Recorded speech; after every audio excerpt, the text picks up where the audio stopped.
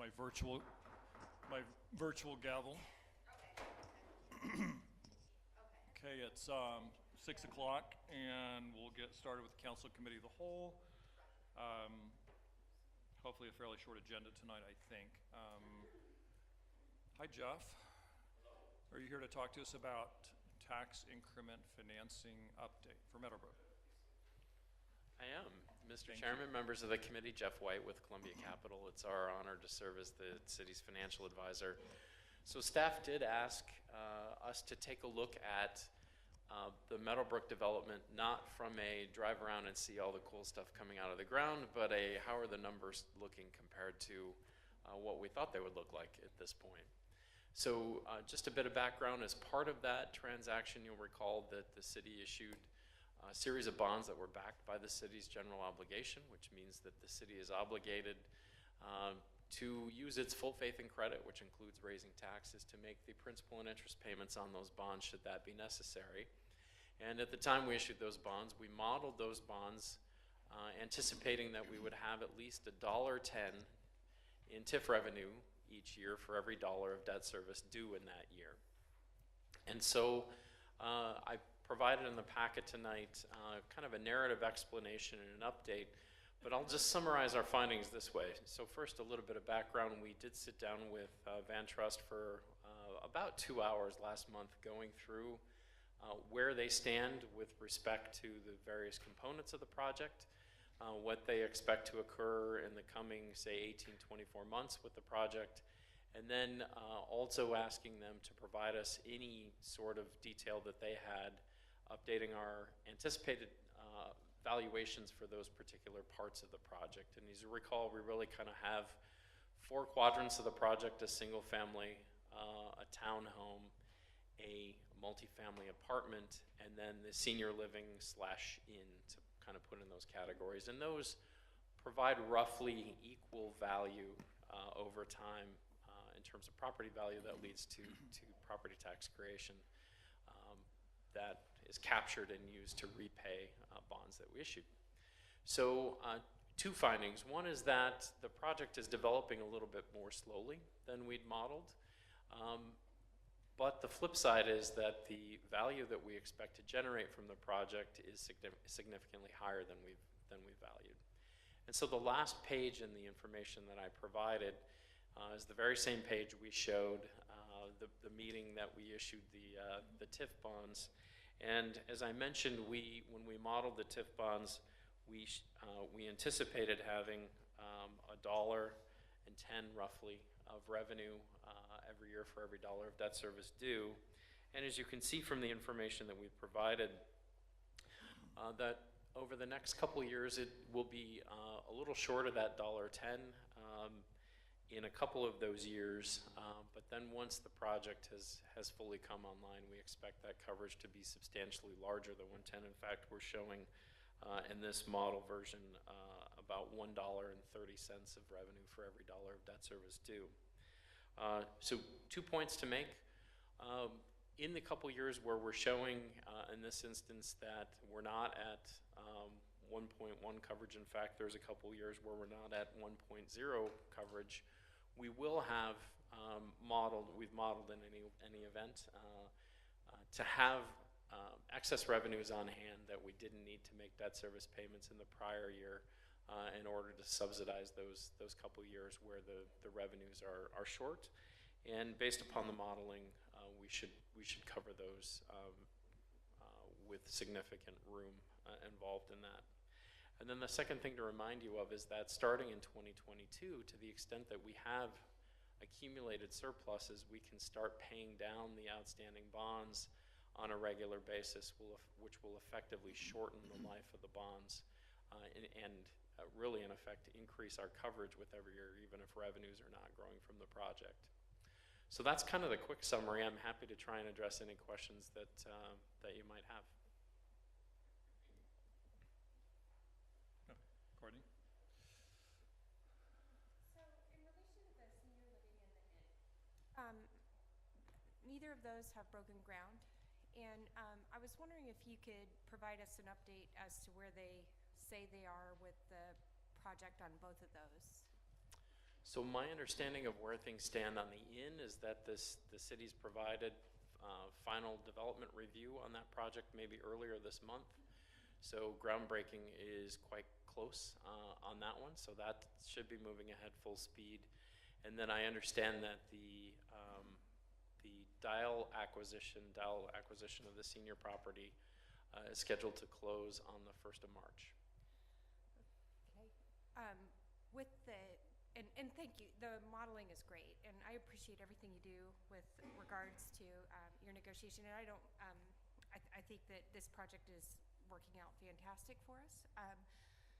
But with regard to the inn, are you hearing problems on that project with, in terms of the management? Are they finding a company to manage that? I'm not hearing problems. I think Or concerns, I guess I yeah, should. and none there either. My understanding is that VanTrust plans to run that themselves rather than hiring an operator to do that. I think the decision that really drove that is really the size of the inn. It's, I think they had trouble finding an operator that was interested in running an inn that was relatively small. So at least at the outset, their plan is to manage that facility themselves. Okay.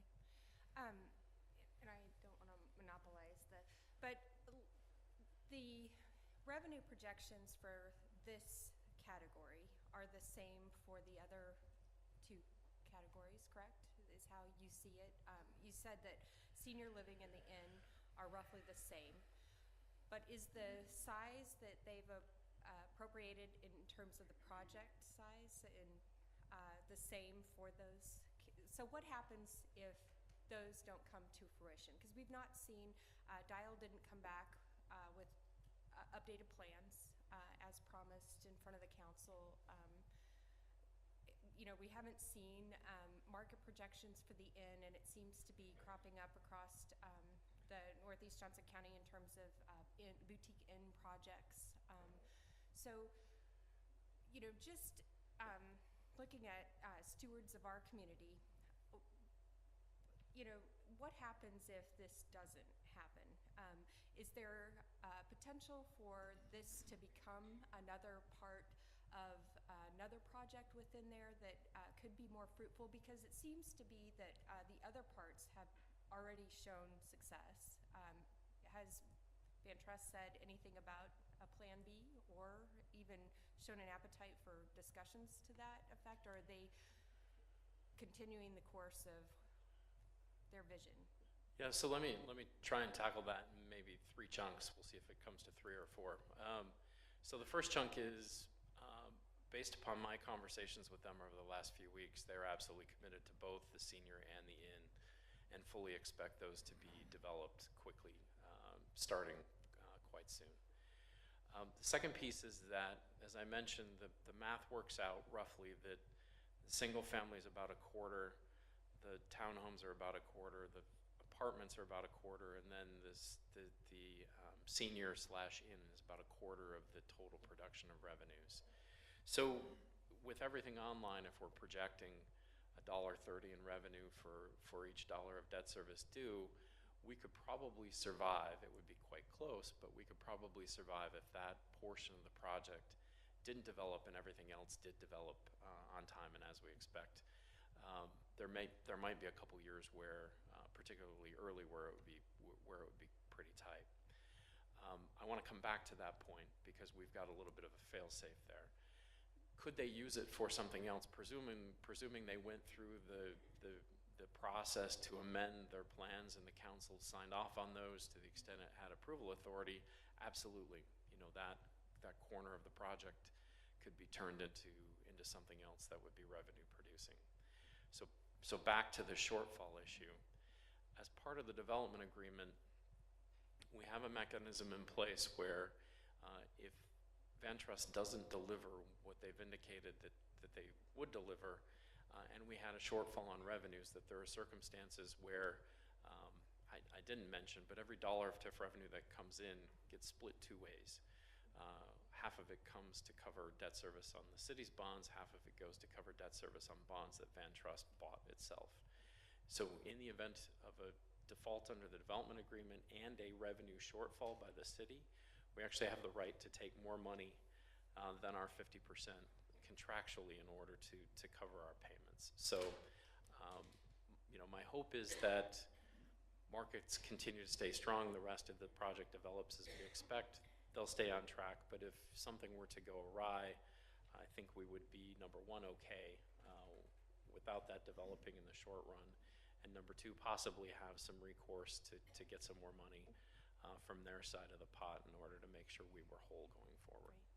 Great. Thank you, and thank you for being an advocate for us. I think you've done a fantastic job of the financials and also for guiding us through this and the discussions with them. And I like the project as it stands. I don't want to get the wrong impression. I just want us to maintain a discussion seat at the table and see forward progress.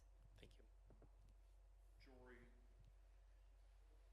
Yes, thank you for your information. And just in real dollars, what would that mean to our budget as a shortfall, and where would that come from on an annual basis?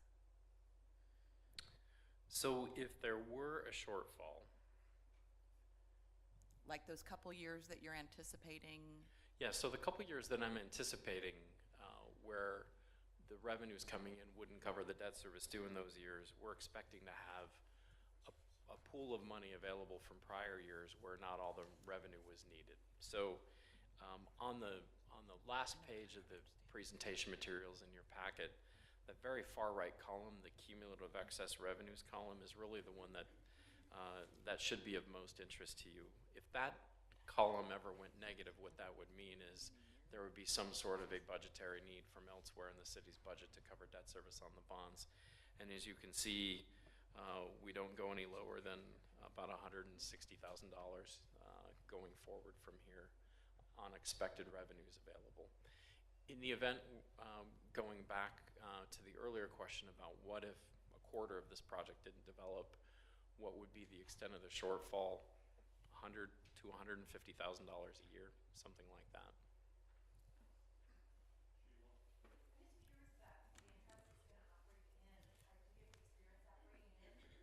I can't answer that question. I don't know.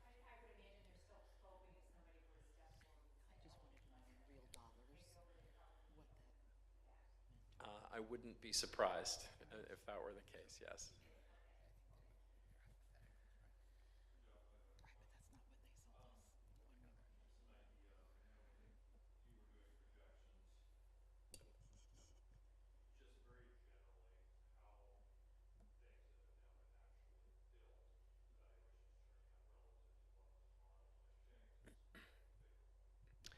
So on the single family side, I would say that we're running probably 30% above our initial modeling on valuation.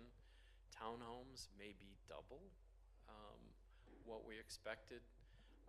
Too early yet to know on the apartments, but we do know that the comps that we expect the county to look at when they value this project are significantly higher than we still have in the model today. So the other thing we've not really included to any major extent is we know that, particularly with commercial style development, the apartments, the senior, that the county will provide partial value every January 1 when it's statutorily required to go out and value projects. If a house is partially done, it typically won't assign partial credit, but we know for the apartments and the senior that it will. We've not really counted on that. So we continue to have some kind of aces up our sleeve in the modeling department in the event that markets take a dip or whatever the situation arises. Thank you. Good to see you all.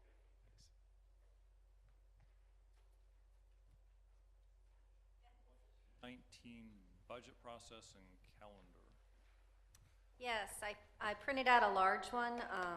Boy, it feels really loud. Because Wes said he couldn't read the little one, so I'm going to blame it on him, but it is easier to see. The idea behind this, I do this calendar. I've done it every year, mainly for myself to lay out the process, and then I give you a condensed version of it. But I'm giving you the whole calendar now to kind of give a feel of how we're going to try to do this process this year. Some feedback I got already in yellow, the 319 meeting and the 326 special meeting. The idea would be to roll the 326 special meeting where we discuss, probably at that meeting, revenue forecasts and any decision packages, which when I refer to decision packages, it would be items that aren't currently in the budget that would be additional, like a wish list. So any feedback on moving that special meeting up to 319 and we wouldn't have an extra meeting? We would incorporate it into our regular 319 meeting. Okay?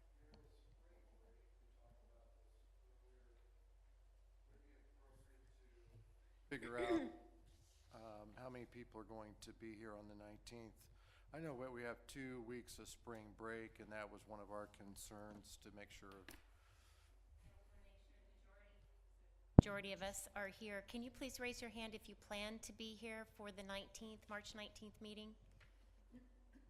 Okay, so we know we have one out, but have a couple more we need to check with. Right, Shawnee Mission School District spring break is March 12th through the 16th, and then KU is the week after that, or at least the university that I know of is after that, so. The only one that counts, right? So some of the items on here that I think would be of interest, I know during our council work session, I believe, Chad, that you asked about when we were gonna have our meetings with the individual departments, and that is the week of 4/9 through 4/13. So during that time, if you wanna sit in on any of the budget review sessions, they'll all be in the NPR. I have the NPR reserved for the whole week. And these fluctuate a little bit depending on, like, it's already a little bit different from what you have in your packet because I've been asked to move things around, and that's why I reserve the whole week so that I can be flexible. We want to include the Finance Committee directly after those meetings. And we're going to have a meeting hopefully on 4/18, and then another one on May 2nd. And on 4/18, we'll discuss what has come out of the individual department meetings. And at that time, my idea would be to have the proposed budget ready for the Finance Committee to look at and to evaluate. And then we would come back on 5/2. We'd meet on 4/18 to discuss and come back on 5/2 with an updated preliminary 2019 budget, and that would be the one that we would bring to council. Any comments, questions? Yes? And pardon me, I'm going to pull the new guy card Sure. and ask for your patience. So on May 21st, per your schedule, we've got proposed budget to council. So that's when we'll have an entire proposed budget will come to us, right? Yes, and in the past, we have typically broken it up and had different pieces of it. And so the idea would be that I will present the whole thing this time. And of course, all the departments are here to answer questions, but instead of having each group. So just so I understand what we're talking about here, that proposal would be on the table on the 21st. We would discuss it. And at that time, would this be something that would be available to the public? Yes. So citizens could look? Actually, it's May 7th. Okay. Right. I'm sorry. Council meeting preliminary 2019 budget, the CIP request, and then we talk about any of the decision packages. And then we'll also have the 21st again to talk about it. Yes, So- it's on the web page. So that proposed budget, we wouldn't vote on No. it until, We don't really need to vote on it. If you'll notice as I come down here, the first time that I would expect that we would have a chance or want to vote on it would be June 18th. And the first thing we do is ask for permission to publish. Okay, so We the publish it, you have 10 days, you have to have 10 days in there. So we can go back and forth with that permission to publish until July 27th. So that's the latest date for me to publish in the legal record and still have time with our regular council meetings to adopt the budget and have a budget hearing. Okay.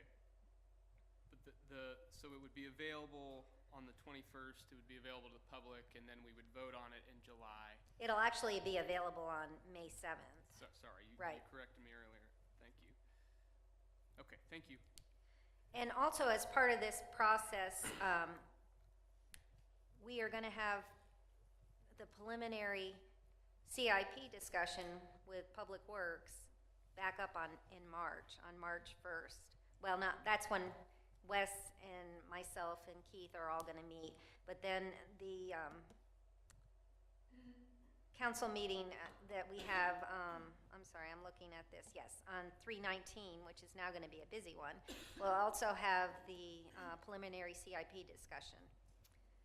Included on that date, if you want, would be, last year we had all the committees that request funding come in, and for the first time last year, we actually had them come in. I think we gave them 10 minutes to present and indicate what they wanted their funding for the last year 2018 budget. So my question would be, do we want to do that again this year? Because they historically have had a certain amount of funding, and we've had comments in the past that you didn't have an opportunity to ask them questions and discuss what their funding was being used for. So last year they came in, I thought it went fairly well, and we set the funding at that time for those, I call them outside committees, but they're the committees that actually receive funding from the city. And that would be on that night also. Comment a little more on the decision packages and what you sort of envision that. What I envision those to be would be anything that is not our normal day-to-day operations in the general fund operating account. It would also include what Keith would come back with, and he might come back and tell you he needs, I'm going to say some wild number, $7 million for him to do everything he needs to do. So we'll come back with that.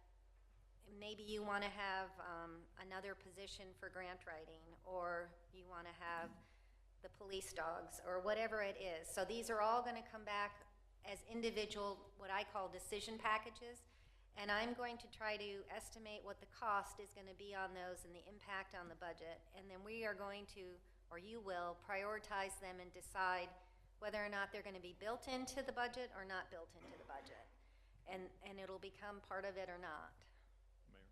One of the things we talked about during our staff lunch today, which I think would be very helpful for all of us, is at that meeting, not just for Lisa to be coming back with the cost of all of these things, but to be providing us with sort of an estimate of any excess revenue that we may have above and beyond what we're just going to have to pay for our basic operating expenses. So when we've got all these pie in the sky ideas, I call them pie in the sky, you know, beyond funding our streets or whatever, we want police dogs, we want this, we want that. If Lisa comes back to us and says, I only expect us to have $250,000 excess revenue this year beyond what's it's going to cost us just to pay for our staff and healthcare and all of that, then we have to decide where we want that $250,000 to go. And is that going to go into streets, or is that going to go into police dogs, or whatever you all decide it's going to go into? But I think it would be very helpful to have that number, that revenue number, to know how much we really have to play with, because I think that's going to really help shape that conversation. Obviously, if we want to fund something beyond that $250,000, that means either raising taxes or taking it out of streets, or you know, bonding. Those are really our three options. So. Well, if we do have excess revenue, is the expectation that it's always spent? No. Could go into streets. So the March 19th meeting, I am going to attempt to come back. Typically, I give you a revenue forecast, so like a little 4 or 5 page, what I expect the revenues to come in at. But what I would like to do at this meeting is, along with the revenue forecast, also try to forecast what the general fund operating expenditures will be. And it's gonna be very preliminary. It might change. I mean, I think flexibility in this is key. So we'll come back and say, this is where I think we're gonna be revenue-wise, and this is where we're gonna be expenditure-wise. Here are some of the things that we've heard. This is the preliminary CIP, and it'll kind of give you, I hope, a feel for, as we walk into this process, where we're at. Follow-up question.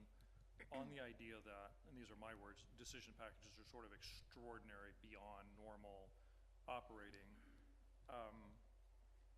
the sequence or the timing on here looks like that comes before some of the operating stuff. Am I misunderstanding that? Well, I think, Or will you have like a big total operating, it's not necessarily split out by department at that point? okay, so which one are you referring to as the? March which- 26th, it says, you know, it looks like possible special meeting to discuss decision packages. That is gonna be rolled up, so at the same time, and you don't have to, we don't have to have them formally. I'm gonna come in with the revenue and the expenditure estimate. Okay. And at that time, if you have ideas of what you want for these decision packages, either give them to me prior to that or at that meeting. Okay. And then, you know, I will put that together and come back at the next meeting or what, you know, when we have another opportunity and say, well, this is how I see these fitting in Okay. or not fitting in. All right, thank you. Jory? So like we talked about at our council retreat, the need for another codes person, since we've got so many homes and inspections and things going on in the city. So would you then, if that was something that we had requested, you'd come back with the package Right, about how the- much what is it the- gonna cost to have another codes person? And that would be something that, you know, wouldn't be horribly hard to figure out because we have 2 of them and we can kind of use that as a, you know, use that to judge what we would need. One of the things you have to consider with that would be, does it have to be a revenue source that I already have, or could we increase something else? For instance, like our inspection fees or some of our other fees that maybe help offset that. It probably wouldn't be 1-to-1, but we could consider changing some of our fees in that area to help pay for that person. Because we had, at one time, when we were talking about the exterior grant program and ways to replenish that fund, Right. the excess revenue could also be placed Well, in there, or well, if we change the fee schedule. the fee schedule, Right. yeah, with regard to. Right. Okay, So at the same time, we would have to look at changing the fee schedule. okay. Thank you. Okay. Oh, well, one of the things, so I'm going to incorporate the 326 meeting ideas into 319. Other than that, it would be helpful to know that you approve of what we're doing at this point. Good? Okay. All right. And I'd like to thank the council for allowing us to be open-minded to go down this path, and hopefully it'll go as planned, so. Ally? Talk to us about the survey. Yes, so I have a preliminary timeline, but before I go through that, I just wanted to make sure that we captured all of council's feedback from the work session.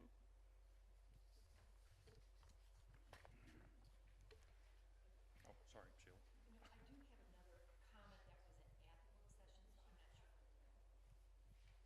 I have another comment that wasn't at the work session, so I'm not sure whether I should make that now or if you, okay. Question 25. I would like to propose for my fellow council members to consider removing the sentence that says the city does offer a communication stipend and pays for travel-related expenses. I feel that with, it's too general, and it's best to strike that sentence out. If we don't strike it out, I would at least like to say what the stipend is. I'm okay striking. You're talking about just that sentence. Just that sentence. Thoughts? I did talk to ETC when Sheila let me know that she was going to bring this up, and they said that that was fine in their opinion. It didn't make it more biased or anything like that. Show of hands in favor of striking?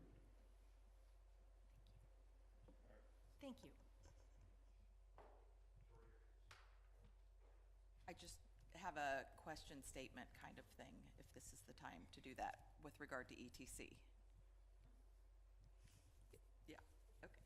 So I got in the mail an ETC survey from the county that I guess also has asked them. You got one too. And if I wouldn't have looked at this carefully, it would have just gone in the recycling bin. And it's pretty, I mean, I'm happy to pass it around so people can see it. Was wondering if there's anything that can be done on the envelope where it says something about Prairie Village, just to set it apart, like we need you, or something like that, because that is nondescript, and I think we have more of a chance of getting something back if it stands out, even if it's done on a color envelope or something that it's got Prairie Village something. I think that's an excellent point. If I had received that, I'm not sure I would have looked twice at it either. Yeah.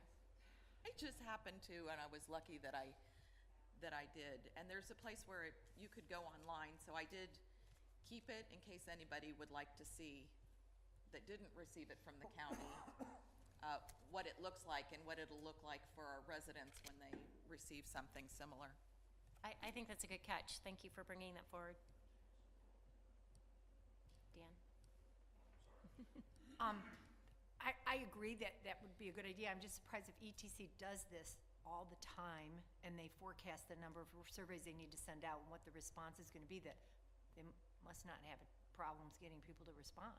So, see what they say, I guess. Yeah, and it will come with a city letterhead from the mayor. So That assumes they open it. Yes, And if they don't exactly. open it, correct. yeah. So I will talk to them about that. This is a question that I think you've already answered previously, but are they also doing some by email, sending some out by email, like a mix of mediums to communicate this? So their main method is mail, but they will follow up via email and give people that option to fill it out online. Okay. And will they, so there was that option and I did that and I shared that. Is that will that be another way that they can receive information for other people to share it, say on Facebook, the link to fill out? So they'll have the online survey that is part of their statistically valid mail-out survey, and then we will have a separate link that is open for the general public. So they wouldn't want to probably advertise that link to mess up the random sampling. There's a way for the, if they click on the link, that we could get their address to make sure it's a valid Yes. resident. Okay, thank you.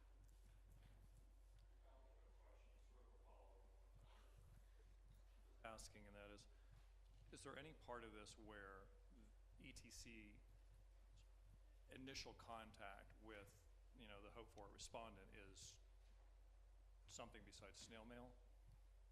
And the reason I'm asking is because while we have older population, also younger population of males,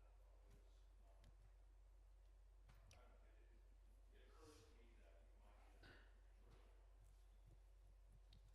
get not necessarily representative results if the first contact with everyone is male. Well, they do have the email and telephone as well, and then we will utilize our social media so people are aware that it is out. Okay. Sheila? Can they put the city logo on the envelope? I will find out. All good? Okay. What?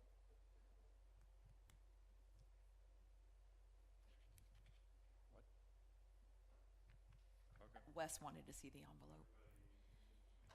Hey, Dan, can you speak, can you turn your mic on or speak? I'm having trouble hearing you on my phone. Sure. Ally, anything else, or we?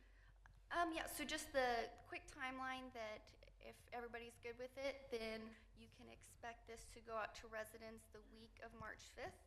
And then it would be out for roughly a month depending on our response rate. So you can, we're tentatively planning for late April, early May for a report to be back to council. Sheila? I assume they're not sending them to any of the council members. They'll be blocking us out, or will they? You know, I don't, it's random, so I Okay. guess there's a I don't possibility. know. Okay. Just curious.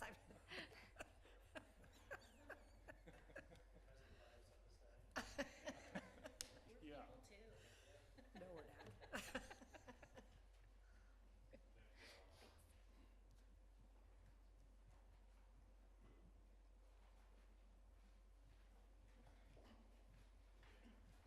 Good evening, Council and Mayor. I'm back again to talk about committee policy revisions. So in your packet, you'll find there's the CP 001, which is the council policy on city committees. We took a stab at revising that policy based on feedback that we received from all of you at the work session as well as our last council meeting. I think we kind of found a middle ground based on all of that feedback and just want to present it to you for your feedback this evening and see if it's on par with where we want to go. Mayor? There was one thing that we discussed at the council work session that did not get added to this, so I wanted to bring that forward tonight as a recommendation, and that is to increase the number of council members that are part of the finance committee from 4 to 6. If we're going to be using the finance committee to vet the budget, I think it would be helpful to have more versus less council members on that committee. So that would be my recommendation. Right now we have 4 council members, so I'd recommend that we move the finance committee to 6 council members.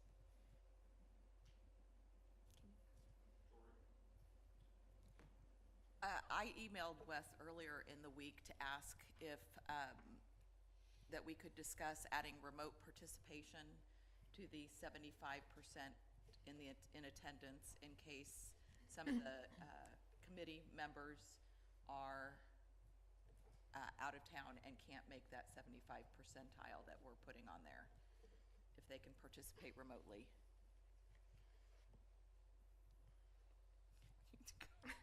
You can call on I your want to speak out of turn. Want us to call him, Dan? Dan. Different colored hats.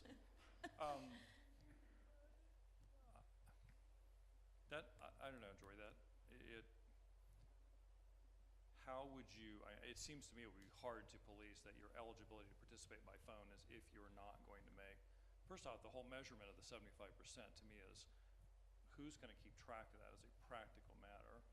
And how do you know, if there's 8 meetings and you're coming up on your, you're not, there's 1 meeting left and you're not going to hit your 6, I mean, who's going to keep track of that? I guess from an administrative standpoint, it concerns me that if for some reason they can't make, I don't know, if we lower the percentage of meetings they have to go to, maybe that's easier hurdle. But I guess I'm not a proponent of participating by phone at the committee level. Yes. I'm asking for a committee member that's a resident that sits on the environmental committee who has, spends time out of town. It's not that he's sitting at home and isn't able to make it from his home a couple blocks away, but that he is out of town and still wants to participate as a member on the committee.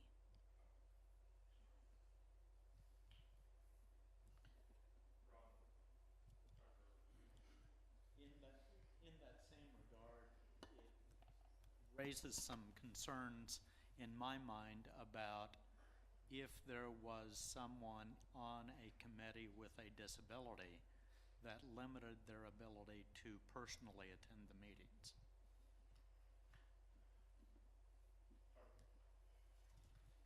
And that's a good point. I would say, and I don't want to get into legal weeds, and I am an attorney, but I am not our attorney. Our attorney is here. I think under the ADA we would be able to make individual accommodations on request. Am I right about that? Okay. So I think that we would be able to accommodate folks with disabilities, even though our policy would say 75%. So I think that would take care of that. But I just wanted to raise one issue that was raised by a couple of my Ward 3 residents who are on the Arts Council. They questioned whether it was wise to, when we're adding the council members, to mandate that they be chair and vice chair as opposed to liaison and voting members. So I just wanted to see what you all thought about that. I'll just share what they wrote to me was, we are concerned with the designation of city council members as chair and vice chair of the council. Our Arts Council requires leadership based on experience, and that leadership is provided by our chair is elected by the Arts Council. If this leadership role is assumed by a new city council member with no experience, the Arts Council events or operations and the value offered by the Arts Council will be diminished. So I just wanted to raise that concern. As we discussed at our meeting the other day, I'm generally a proponent of us taking more of a ownership of the committees. So the chair vice chair thing is not something that that frankly bothers me as much, but I did want to raise that concern and see what you all thought.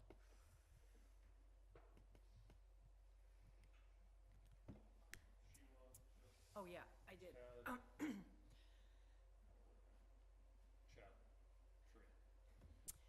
Okay, first of all, just to respond to Tucker, I agree with you that I am a proponent of the council members taking more of an ownership position. In fact, on the Arts Council, I am not in favor of mandating that they meet monthly. I think if they choose to meet monthly, but I don't, and I'm also questioning, I know there's supposedly an exhibit every month, then there's going to be a meeting every month, and there's a state of the arts and a future of the arts and a photography exhibit. And I'm questioning the need of a monthly exhibit because I was on the Arts Council first year I was on council, and I didn't find that there's a whole lot of people that go to the exhibits. It's the same people. Some people go for free wine and cheese. And I'm curious as to, and I don't think it's unfair to ask as to what is the benefit to the greater community if it's just exposing these exhibits to a small group of people. And if you have an exhibit for 2 months, then it's up there longer and it's going to reach more people that come in and out of City Hall. So I'm just throwing that out there. Chad, Serena.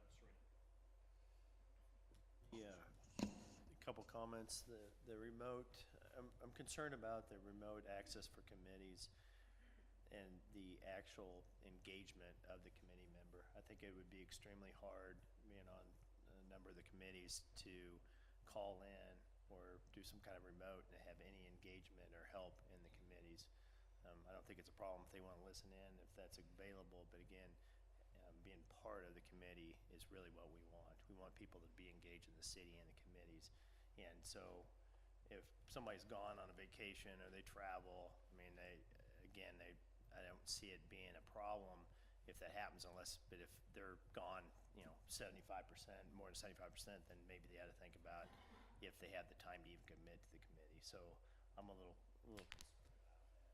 If there's an ADA requirement, I think we can make available access to that as that comes up. But, and then back on the chair, co-chair, I think the city council should have some involvement on it. I think it'll help push that process, so I'm in favor of that. So there are 3 or so questions that are floating that I'll add my 2 cents to because they were asked for, and then I have just one question about the actual details, just a little point. I am in agreement, I think, with Ted. I think I understand the idea about remote access, and I think on an occasional accommodation it can be made. I think, though, as for the 75% participation threshold, it doesn't lend to active participation in a committee. It's hard to participate from remote access, and for important conversations it makes sense and have someone call in, but if it's going to be half the time, then I think it becomes a problem. So I agree with you on that. However, the language about 75% participation, I just want to note that if the member who must attend 75% of the meetings fails to do so, then the language is that they may be subject to removal. So there is some discretion already built in, and that'll be based on the chair and the staff member and the mayor, right, based on the removal process. So I think there's plenty of wiggle room in here to allow for those people who are sick or who are absent for a long time but still are value add to the committee to be members of the committee, but for those who are habitually gone to be removed for such. And similarly, the question that Tucker raised from his resident, I think what this procedure does is it puts it on us as chairs and vice chairs to be responsible in leading our committees. And if we're a new chair of a committee, then I hope that we take great effort to talk to previous chairs or to members of the committee and not disrupt the flow of the work and kind of ease ourselves into it, right? So, I mean, I guess I hear your resonance point, but we're going to have to live with this one way or the other, right? And I also understand why committees want to elect their own chair. I just think that's a default.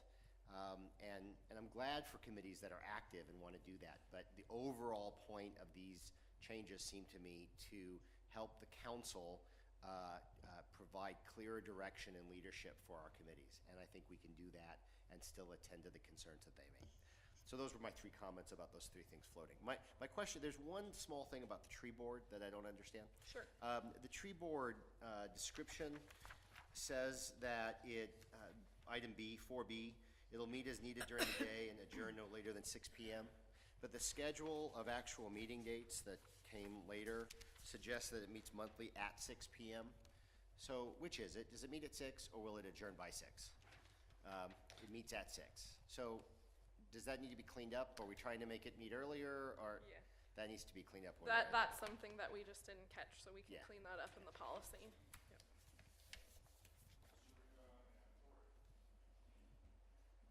First, I'd like to apologize for being late. So, in remote access, I mean, I've been on 2 committees, and sometimes, again, I'm with you, there's a lot of open door that may not,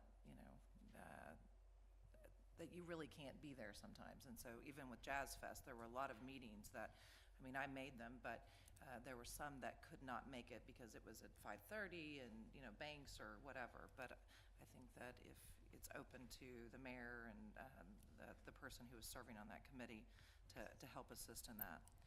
Now, in reference to the Arts Council, I think that it's very important that they do have meetings every month. I remember before, I didn't see it here, but that it was limited to 1 hour. My one concern was that it's, they do 16 events a year, and I think all of them are valid. I think this last one, they filled the entire gallery. It's different, and they're going from one juror show a year that they had when I first started, State of the Arts. Then we have Future of the Arts. Now they just did the photography. They're going to start a senior. So they're trying to move to probably, I would say, about 6 juror shows per year. So by doing the juror shows, you're not going to get a lot of residents that might participate in just let me put my stuff out there and see if I get selected. All the art is already selected a year in advance.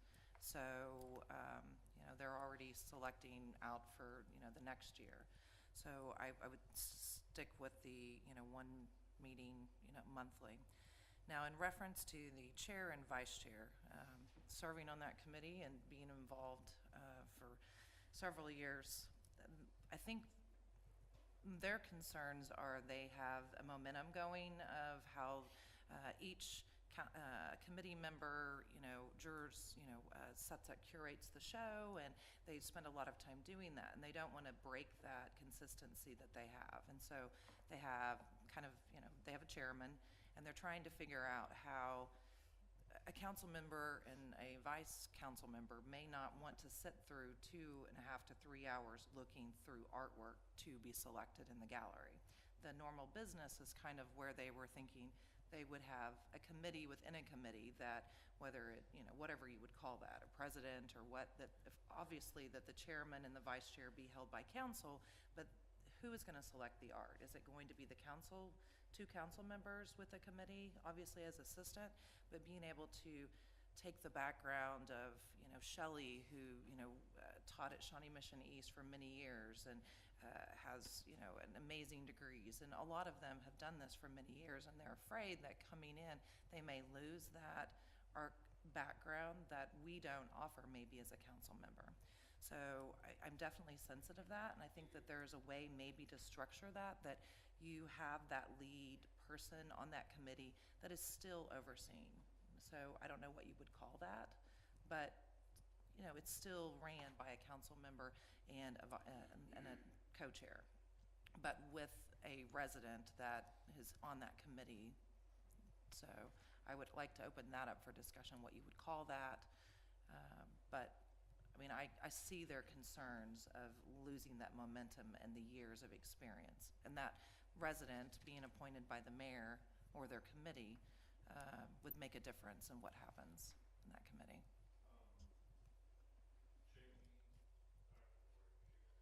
Just real quick, I just wanted to make a quick clarification on how we worded the meetings for the Arts Council. We did add the words "as needed" so that we were not mandating that they meet every month, but that they could meet every month as was necessary, because that's what they currently do. All we were trying to do is change the policy to match what their current practice is.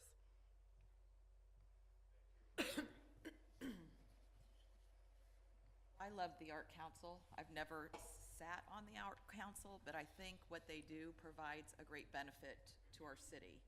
I think filling our building with art is a great thing, and having been to several openings, that there are more than just a few people that are there, and I think it would be a loss if we were to cut that back. And I was gonna echo what you were saying as far as maybe the committee could elect their own chair, and so the council chair could work with the committee chair to,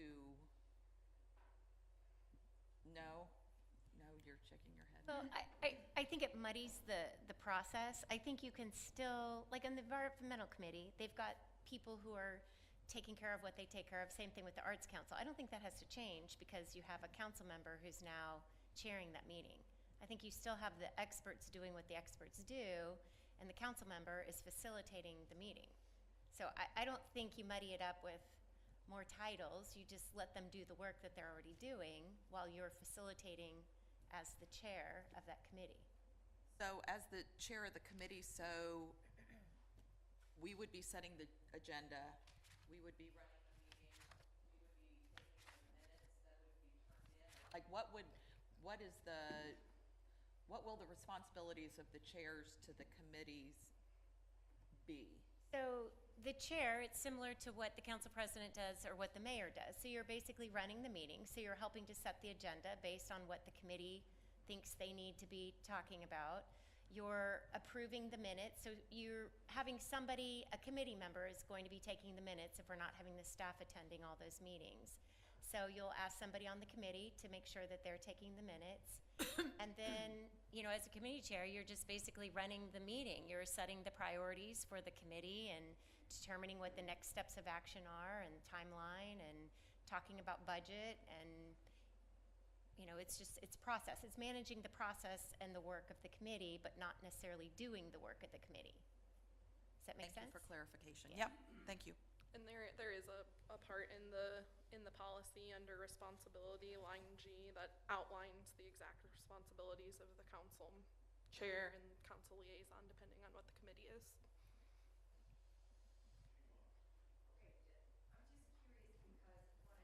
on the council, the State of the Art was the only function that the Arts Council did with the gallery openings.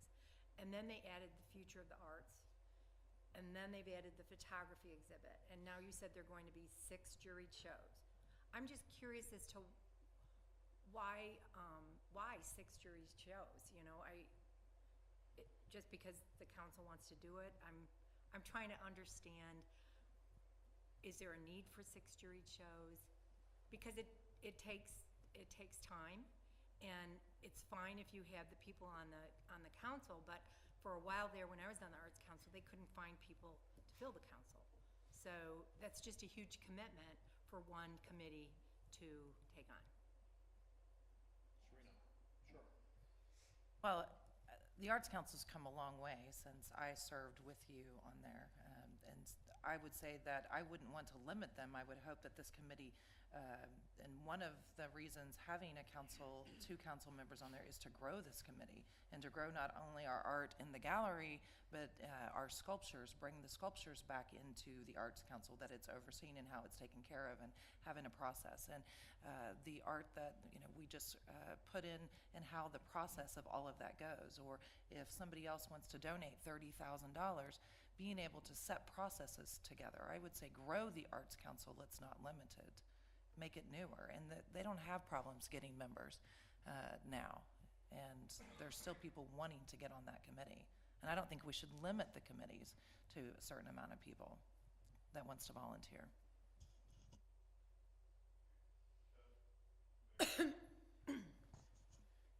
You know, in defense of the Art Council and how they put these shows together, I was on the Arts Council probably, I don't know, the committee maybe, it's probably been 5 years ago. Actually brought the idea up of the Future of the Arts, which I'm glad everybody took it and ran with it. I think it's great. I think anything we can push and cultivate the arts on these shows, I think is worthwhile for this city. I think they're great events. You know, and the purpose of getting people involved is help foster and get people to want to help in these committees. You know, if we would do a show every single weekend, you know, it'd be nice if we had the people to do it, you know, and not with extra cost to the city. And I think you have a willingness with that committee that people want to get involved with it. You know, Serena's right. It's come a long ways over the last, you know, 4 or 5 years, and I think it's something we should be proud of. I will echo those comments, and just also, though, you know, one of the, I think, benefits of having a council member as a chair and co-chair is to also keep in mind budget and staff resources, limited city resources. So that's another pivotal role, is obviously if you can grow the committee and grow the arts without putting a strain on the staff and without putting a strain on the budget, that's nirvana, right? That's perfect. So that's the only thing I want to throw out is, obviously, I think that's the balance. That's the true balance that we have to find, is how do we grow that? How do we really encourage that and get committee members involved to do the majority of that, so that you can still grow the arts and have a greater number of residents, you know, exposed to that, but we're not asking staff to now work 12 events. So just want to throw that out there. I didn't understand Sheila's question necessarily to be trying to, or taking a position of limiting, but rather one of simply trying to understand. So I just sort of saw us heading down that path. Tucker. I appreciate all the comments on this, you know, chair, vice chair versus, you know, just voting members issue. I don't have like I said, I don't really have a problem with having council members as chairs and vice chairs. I think it serves a purpose, as has been stated by others. And another thing I want to say, in part to, you know, some of my residents who have concerns, and to everyone, is this is something new. We're going to try it, and if it doesn't work out, you know, I'll be the first to say, hey, this isn't working. And so I think we ought to try it and assume that, you know, give everybody the benefit of the doubt and that everybody's gonna do what they need to do, and that people are gonna be good fits for the committees they're on, and we're all gonna do our part. And if we start hearing from our residents and from our committee members, hey, this is not working for us, then maybe we look at it again. But I think that this is a good compromise here, and I think we ought to give it a try. I wanted to make one more point on a different topic than what we've been talking about. In your memo, and this is a good memo, thank you for this. You point out that on the Planning Commission, there's a provision that says all members must reside within 7 miles now, and you want to change it to 3 to be consistent. And this is me asking for someone to educate me. Why do they not have to be Prairie Village residents? So, the ordinance is probably based on state statute, which creates your membership for your planning commission. And in a lot of cities that aren't fully developed, like the city of Prairie Village is, they actually have the power to enforce their subdivision regulations outside of their city limits into future annexation areas. So they allow people within 3 miles that live like essentially in the county outside of city limits, but within 3 miles of the city limits to serve on their planning commission. So I think the ordinance is based off of that state statute. So, I mean, I would just throw it out for something to consider, that changing this to make sure that these people are Prairie Village residents, because I love my friends who live in Kansas City, Missouri, and who live in Mission Hills and Leawood or any of the abutting cities, but I don't know that I necessarily want folks from KC Mo to be making decisions on the planning committee. So I'm just going to throw that out there for consideration. We have been very lucky recently in that we've had a lot of very qualified people wanting to serve on the Planning Commission within Prairie Village. And it just so happens that we had really nice skill sets across the board, so that we've got a Planning Commission that represents lots of different areas. That isn't always the case. And I would like to have some flexibility. I think the governing body should have some flexibility, that if you have plenty of Prairie Village residents, obviously that can be your first choice to fill the Planning Commission with those residents. But if for some reason you don't have enough Prairie Village residents who are interested, or you don't have the skill sets necessary to have a really qualified Planning Commission, that if somebody happens to live in North Leawood, or they happen to live in Mission Hills or whatever, and they have that skill set, I would hate to not be able to consider them because we've limited it only to Prairie Village. It's similar to many years back, we said all of our key staff had to live in Prairie Village. And we changed that ordinance so that our staff don't have to live in Prairie Village, because we had key personnel we wanted to keep. You know, our public works director didn't live in Prairie Village, and our police chief didn't live in Prairie Village, and we wanted to still have those qualified people, and mandating that they lived in Prairie Village kind of limited our pool of candidates. Jory, Sheila. You know, I like what Tucker said a few minutes ago about this is something that I think we should move forward with and try. I mean, we can always, if something's not working, we can always bring it back and make some revisions to it or change it. So with that being said, I'd like to make a motion for approval of COU 2018-11, approval of policy revisions to CP 001, city committees. Are you adding the change that they need to be Prairie Village residents?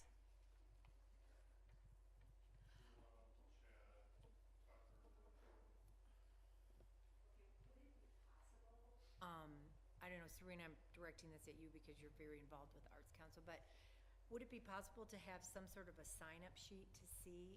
I think it would be good for a committee like the Arts Council, when someone like me has questions about, you know, how much of the community are you reaching, to have a sign-up sheet at your jury shows and your exhibits and just see, how much of the broader community you're reaching than just the artist and the council members, or the arts council members?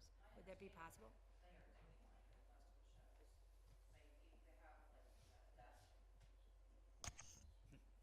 Use your mic. My understanding, and all the shows maybe except for one, they have a sign-up desk when you come in the door.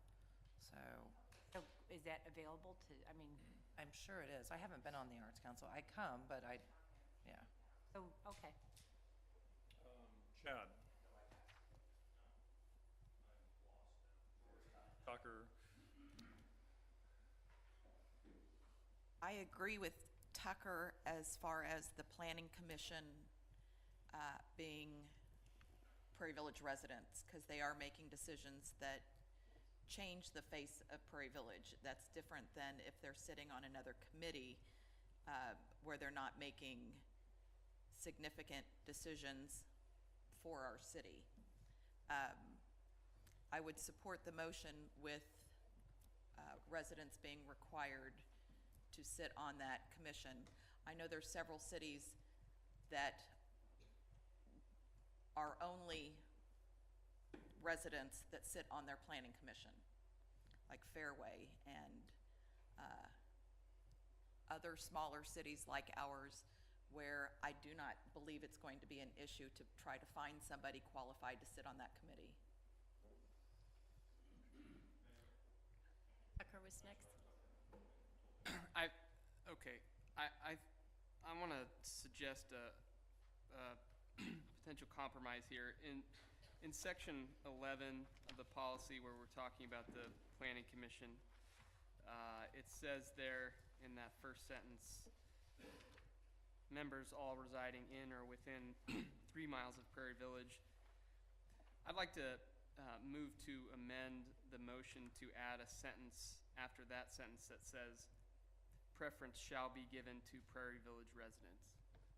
So it's not mandatory, but we're stating in our policy that if we do have qualified applicants for Prairie Village, preference will go to them. I think that's excellent. I was just going to state, this ordinance has been on the books forever, and we've never had a problem. So we're kind of arguing over something that's never been an issue.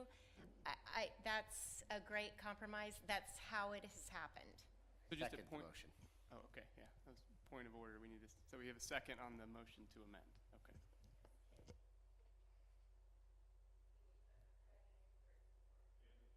So just want to be clear, to amend a motion, there's a motion and a second and then a vote to amend. And the motion. The motion on the floor is to amend. The motion.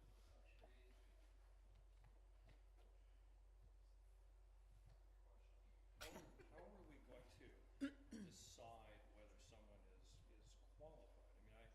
Essentially, with all due respect, essentially it's a compromise to kick the can down the road. I think the decision is, would you rather have someone who is arguably qualified outside the city or someone who is minimally qualified? And there's this idea then of, to say, if there is anyone who lives inside the city limits who could fill the slot and applies, should that person be given preference? Just to clarify my motion was to add a sentence that says, preference shall be given to Prairie Village residents. The language of qualification wasn't in my motion, but. And Dan, as I understand the language of the motion, the mayor still has a lot of prerogative under this. The mayor would still be able to give preference to Prairie Village residents, but not want to appoint somebody unqualified for somebody who would be more qualified outside. So I like the language, I like the compromise. I think we're splitting hairs a little bit. The mayor still has, under this system, the mayor has a lot of responsibility and authority, really, to make some of these judgments, and I don't think this would change that at all. And just to let those of you who are newer on the council know, the last time we had 3 planning commission openings, we had a committee that interviewed. We got all of the resumes and we interviewed, and it was a selection by committee. So it worked quite well to get the planning commission that we have now. So I like your compromise very much. I think that would work.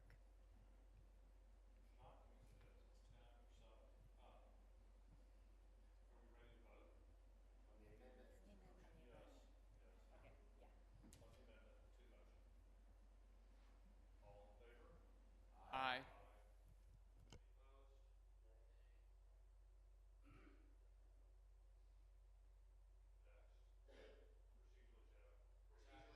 Back on the motion. Back on the- So there's a Back on motion the on the floor motion to as pass as amended.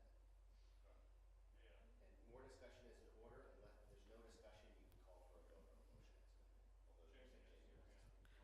I just would like a little bit of clarification. Does your motion include the adjustment to adding 2 additional members of the finance committee to make it 6, as well as fixing the tree board time? No, it doesn't. Okay.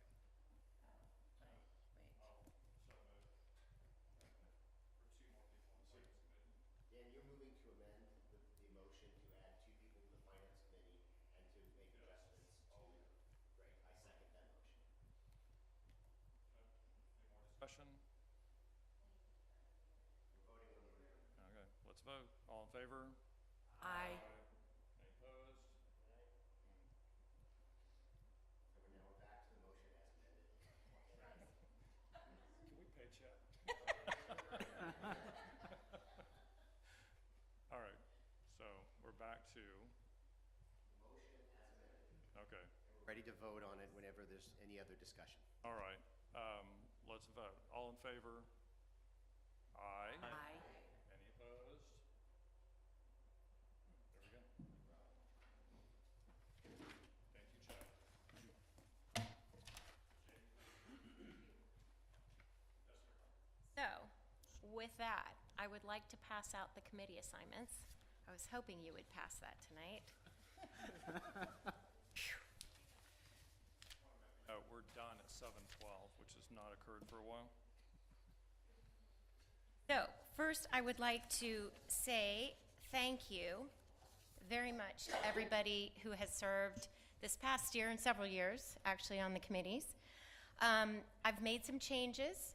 That is no reflection on anybody's past performance. I think everybody's been fantastic as chair and as an involved member on these committees. What I've tried to do is take a combination of your strengths, your interests, your timing, availability, your flexibility during the day, etc., and now having additional needs for chairs and vice chairs, which spread you all very thin, and actually spent quite a bit of time changing and rearranging and moving you all over the board. So I hope you are okay with the proposed committee assignments. I think you will all be great, and really looking forward to having you do all of this. So, yes, question, Wes? We just noticed a correction Okay. on what. Oh, Eric what Michelson. you sent, we have somehow duplicated finance committee, so Yeah, the top one is the old one. delete the top one. Thank you for that. And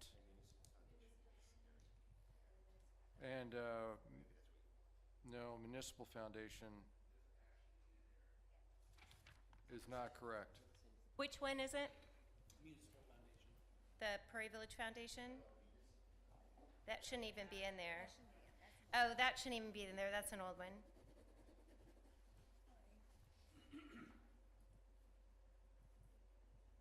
Okay? We will get that straightened out at break, Mayor, or I'll pull it up and. He'd be a little surprised. Okay, so, Dan, you've got 15 minutes. Do you want to move on to some staff reports and get that out of the way? Great suggestion. Chief? Thank you. I just have one item, just a reminder. Coffee with the Cop is this Friday. It's at Starbucks from 7 a.m. to 9 a.m. So Friday morning, Starbucks. That's all I have, thanks. Thank you. Keith, I understand you were at a conference on concrete. Exciting stuff, so. Couple things. There's been a couple of vandalism things we've dealt with here recently. One was last week at the Prairie Fountain. Somebody had thrown like a bottle of paint at the fountain, Prairie Boy Fountain. And luckily, it largely all came up with water last Friday afternoon when we cleaned it. So that was taken care of Friday. There was some media out there wanting to know about that and some different things going on. It's amazing what we can have, what the media responds to. But it was just a small area down towards the bottom of the fountain, and we got that taken care of. At Harmon Park, on the playset that's there, in the recent time, there's been two the slides that were damaged. They were broken, physically broken, and they're pieces that we can't just replace directly.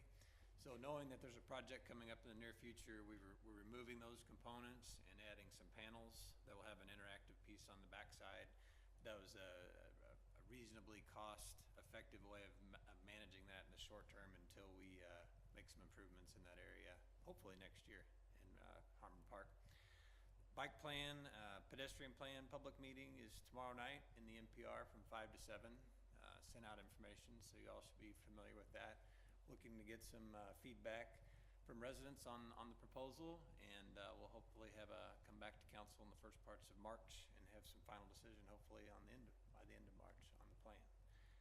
North Park, Melissa's looking at having a meeting, I think it's March 8th on North Park, looking at our first public meeting, engaging residents on ideas for the park. There's no plans that will be presented. It's purely to get ideas and feedback from residents on what they might like to see in that park. I'll send out some more information on that soon. Related to the demo of the church, working with the contractor, they're going to start their environmental remediation on March 5th.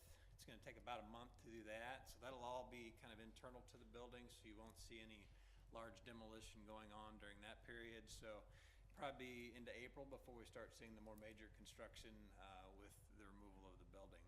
So just an update on that. And then we're also fighting snow today and looking at something Wednesday night into Thursday, and then possibly some stuff on Saturday. So that's a continual thing, obviously. So any questions? Thanks, Keith. I'm sorry, I was having a little trouble hearing you with your mic. Did you say there was a meeting date set for the North Park conversation? Okay, can you confirm that and just let us know? And I just wanted to let you know that I'd heard from residents following our last couple of meetings and the decision changes about the 69th Street directional change. All of them are grateful for ongoing work with that and the communication that came from your office and the decision that was finally reached. So I just wanted to send back some of that feedback to you, positive around. Thank you.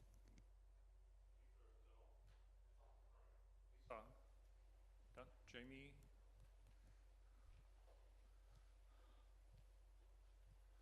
Just wanted to give you a quick update on phase 2 of the neighborhood design regulations. The committee met last Tuesday and finalized some of their initial concepts just to get them down on paper, and our planning consultant did get me a copy of the first draft of that last Friday. So we sent that out to the committee yesterday and are planning to have them meet again next Tuesday to kind of work our way through the draft and make sure it's the direction that they want to go. And then our plan moving forward is to bring that to the Planning Commission in March to get some of their input and feedback on it, and then bring it back to the committee, and then bring it to the council at the beginning of April before we go to public meetings on it. So just wanted to give you a status update on that.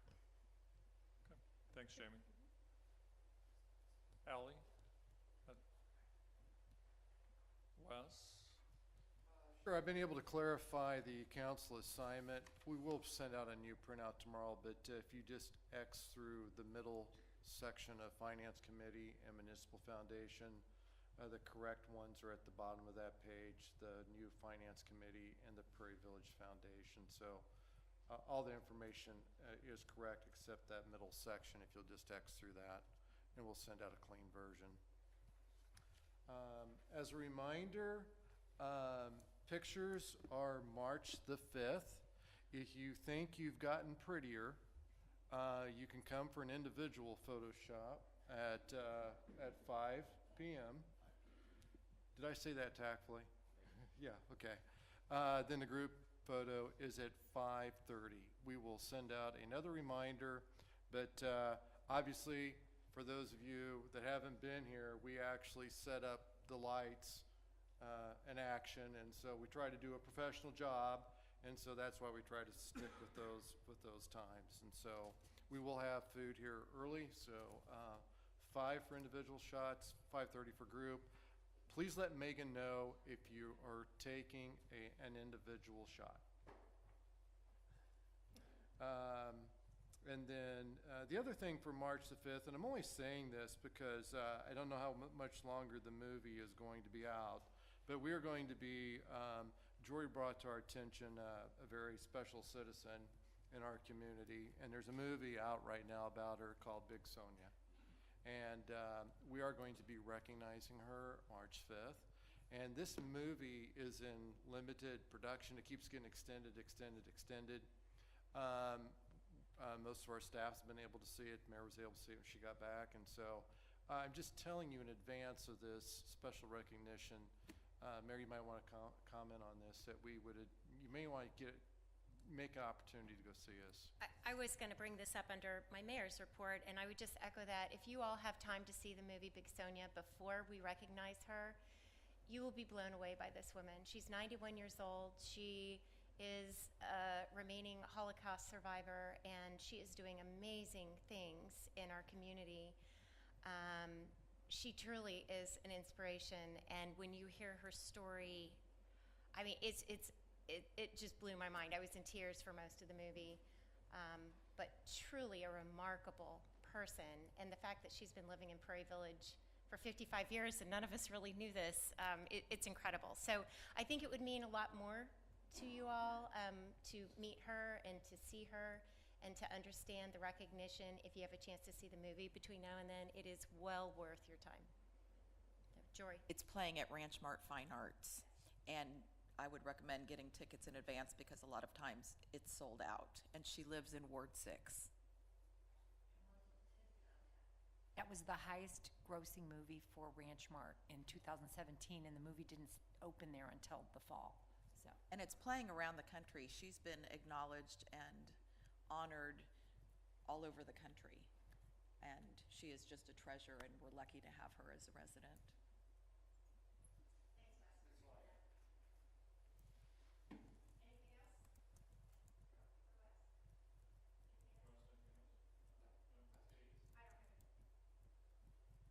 Update on the date for the North Park public meeting. March 6th, I was wrong, so I'm glad I checked.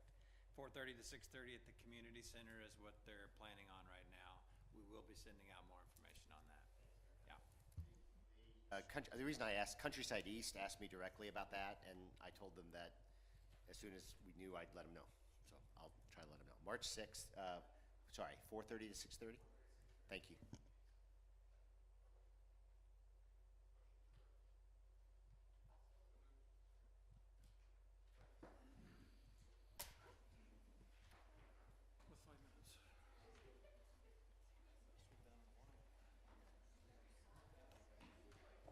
Either good management of the meeting or good scheduling. I don't know where that envelope is, but I brought the envelope, and here is the.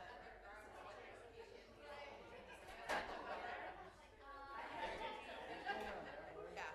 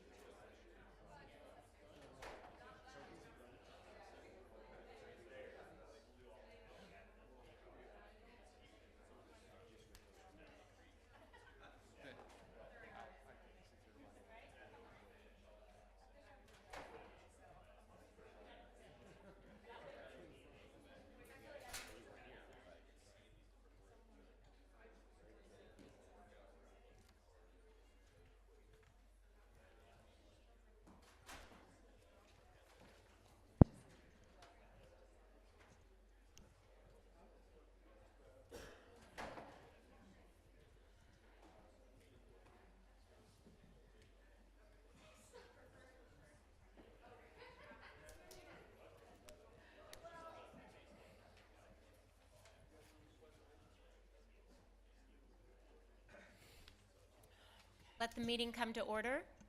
The clerk will please call the roll. Here. Nelson? Here. Here. Nelson? Here. Mr. Fowler? Here. Mr. Long? Here. Mrs. Myers? Here. Mrs. Moorhead? Mr. Runyon? Here. Fadden? Mr. Odell? Mr. Gallagher? You have a quorum. Quorum being present, this is a duly constituted meeting of the Prairie Village City Council. Will you please join me in the Pledge of Allegiance? I pledge allegiance to the flag Of the United States of America, and to the republic for which it stands, one nation, under God, indivisible, with liberty and justice for all. Good evening, everybody. Thank you for coming out on a not-so-nice evening. Appreciate you all coming. First item on our agenda is to introduce any students or scouts that we may have in the audience. Do we have any here with us? Any in the back? Hi, how are you? Could you please introduce yourself and let us know what troop you're with and why you're here tonight? My name is Wyatt. I'm with Troop 387, and I'm here taking notes for the Communications Merit Badge. That's great, Wyatt. Thank you for choosing us. Appreciate it. Anybody else? Okay. Seeing none, we will move on to our Police Department Recognition Awards. Chief?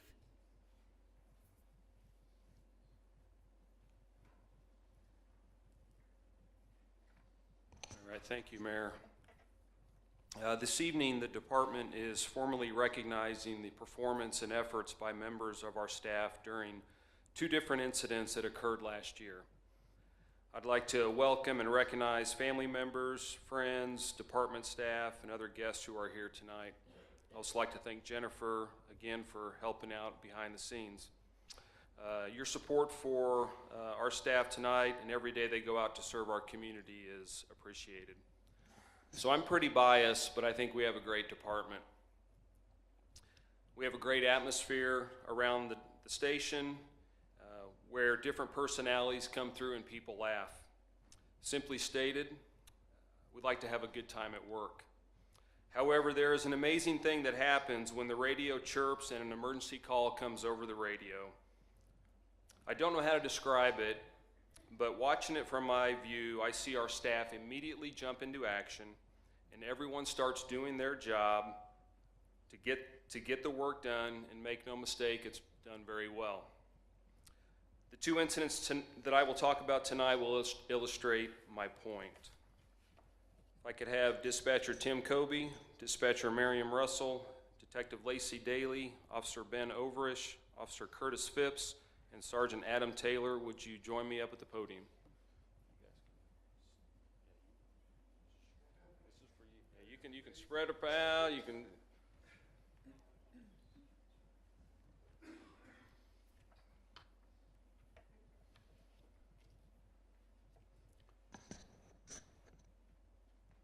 On August 9th of last year, dispatchers Kobe and Russell were on duty in the communications center. Dispatcher Tim Kobe received a 911 call from a person whose voice was garbled and had difficulty communicating with Tim. Tim kept talking with the man and determined the man had attempted suicide by stabbing himself in the neck. The problem was that the man could not give Tim his location. During their conversation, the man was requesting help, but was still not able to give Tim his exact location. Through GPS technology, Tim was able to plot a general location of the man, and through the use of landmarks in the area, Tim was able to get responding units closer to the man's location. During this time, Dispatcher Russell coordinated the response of MedAct and sent officers to the general area. Officers arrived on scene, but could still not locate the man, as Dispatcher Russell continued to update officers on any new information. As minutes went by, Tim asked the man to turn on his 4-way flashers to alert officers to his car. This quick thinking on Tim's part enabled officers to locate the car in the back parking lot in the apartments in the 3700 block of Somerset. Detective Daly located the car and, along with Officer Overish, were the first officers to make contact with the man. The man was bleeding profusely from the neck. Officer Overish quickly grabbed his personal hemorrhage bandage and quick clot from his patrol car and gave it to Officer Daly and Officer Phipps, who had just arrived. Both officers then applied the bandage to the man's neck in an attempt to save his life. Sergeant Taylor arrived on scene and noticed the car was parked in such a way that MEDAC would not be able to easily access the man. He quickly put the car in neutral, and all of the officers, while still attending to the wound, moved the car so MEDAC could more easily treat the man. The man was still alive when transported to the hospital due to the efforts of the dispatchers, officers, and MEDAC personnel on scene. Unfortunately, the victim lost too much blood and was later taken off life support the following day. However, the man was an organ donor, and due to the efforts by everyone that day, the organs were viable and were used to help others. It is with great pride on this day, Tuesday, February 20th, 2018, we present the Police Department Supervisory Recognition Award to Dispatcher Tim Kobe, Dispatcher Miriam Russell, Detective Lacey Daly, Officer Ben Overish, Officer Curtis Phipps, and Sergeant Adam Taylor. Congratulations.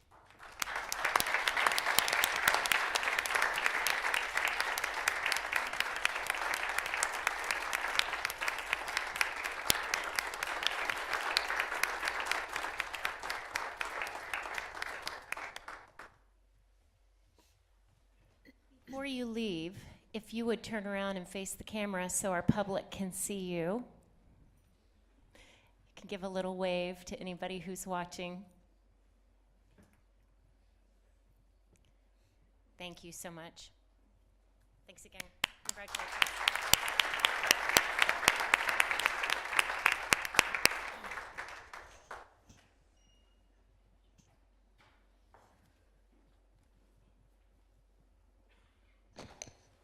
Okay, the second one, if I could have Detective Kelsey Houchin, Detective Josh Putoff, Detective Jason Wakefield, and Sergeant Dan Stewart join me up front, please.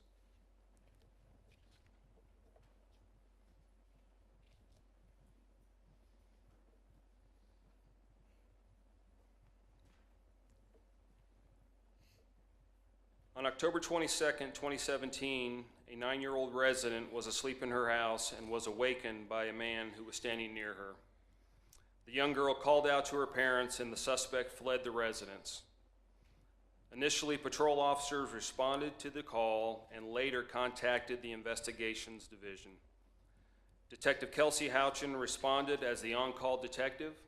Detective Houchin was able to establish a rapport with the girl and obtain critical details while at the same time putting the young girl at ease. Detective Houchin processed the crime scene and was able to obtain evidence from that scene. Detective Wakefield and Detective Putoff used evidence found near the scene to identify a suspect who lived in Overland Park. Detectives watched countless hours of surveillance and traffic camera video looking for additional evidence. After their leads pointed them to a good suspect, Detective Putoff and Sergeant Stewart were able to interview the suspect and obtain further evidence in the case. This suspect was eventually charged with aggravated burglary, felony theft, and criminal damage to property, bringing to a conclusion a very serious crime that occurred in our city and bringing this suspect to justice.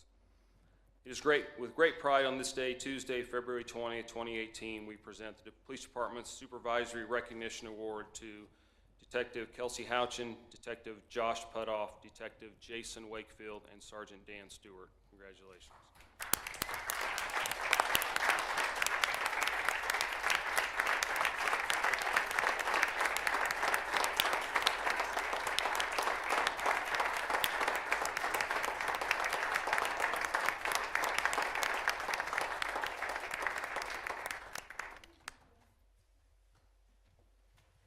Thank you very much. Thanks to all of you for what you do for us every day.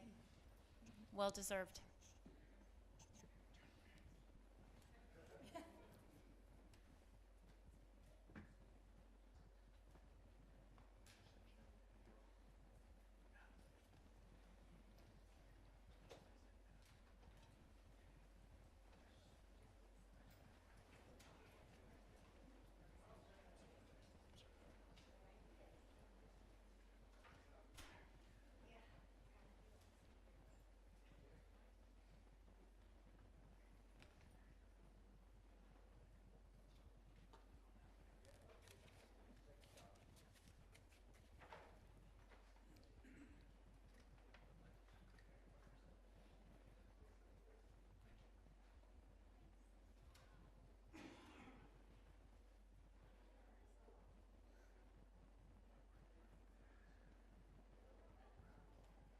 Next item on our agenda is public participation. Is there anyone in the audience who would like to address the council? Good evening. Hello. I'm Nathan Kovac. I live at 4112 West 75th Street. I wanted to visit with you all today about some of the proposals that have been coming about recently with and some concerns that we might want to think about in the future. Our current mayor is great, and I have concern though that in the future we might not have someone as great to be our mayor. And with the decisions that we've been making now to make the committees and stuff more efficient, and with being able to remove people from committees without public forums and things like that, I have some concerns that in the future, if we don't have such a good mayor, it could open up possibilities and negative ramifications. So I just wanted to mention that to everyone on the council so that when we think about, you know, checks and balances, and I hope you participate in that too, that we will be thinking about 20 years from now and how to keep checks and balances in place. Thank you. Okay, thanks. Appreciate it. Would you like to address the council? All right, don't blame you. That will close public participation. We'll move on to consent agenda. Are there any items to be removed for further discussion? Yes, Ron? Sure. Yes, go ahead.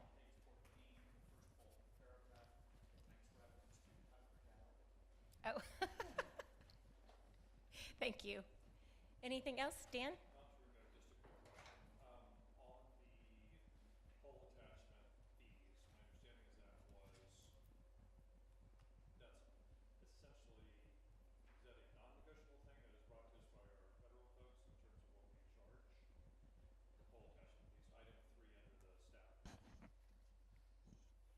Yes, go ahead.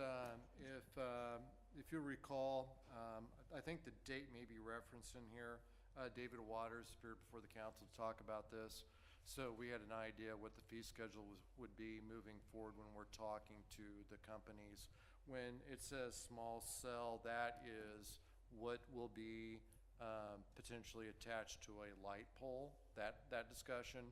And so one of the things many of the city's attorneys, and Katie jump in here, is providing consistency with fees with our neighboring cities. And so to answer your question, those fees could be adjusted.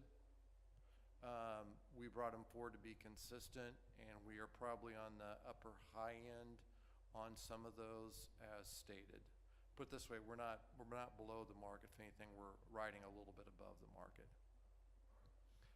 But as of today, it is adjustable. There may be some push in legislature where we wouldn't be able to collect certain fees.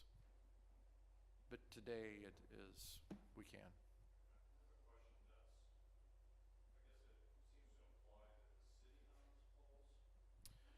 So we do.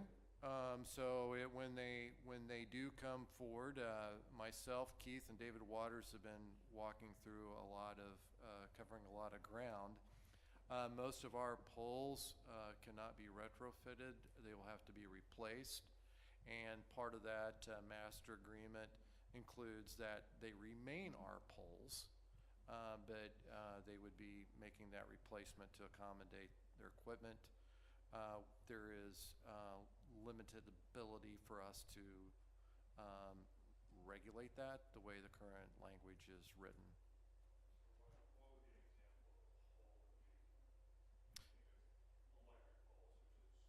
Street lights. Very doubtful it'd be an electric pole. It'd be one of our street lights is what we do have 2 pending applications. We expect the first one coming forward March 5th. It's for a light pole near the Masonic Lodge on 75th Street. And then there were potentially a few more on Mission Road. If you recall, I can't remember the exact time frame, but we did have some folks from Verizon here to discuss that. they are still continuing down that path. So we don't know what the future holds. We do know that we do have 2 pending applications. So do the carriers have the, I guess, authority to require us to switch out poles?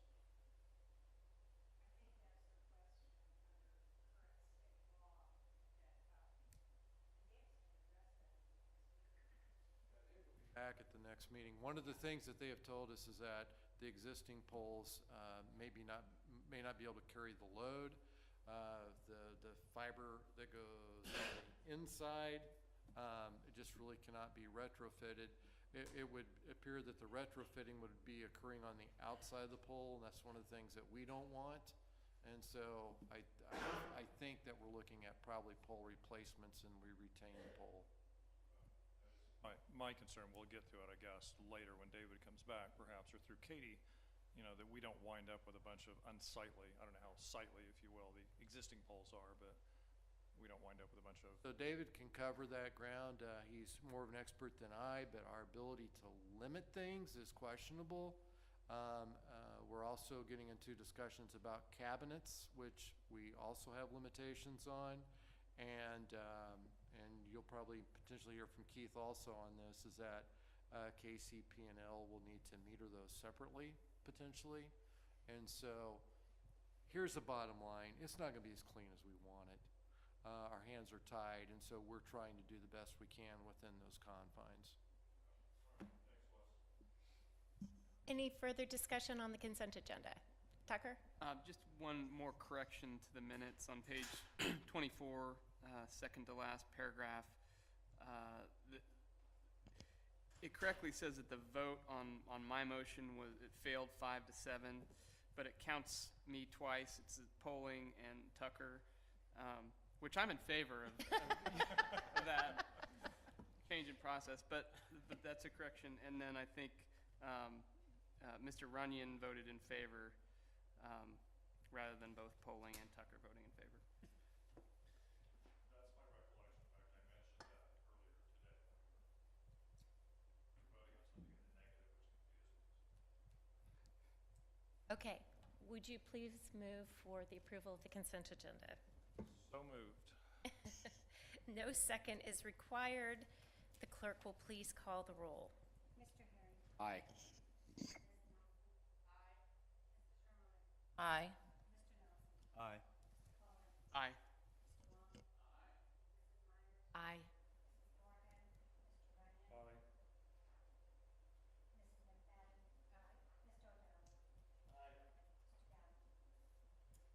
Consent agenda is approved.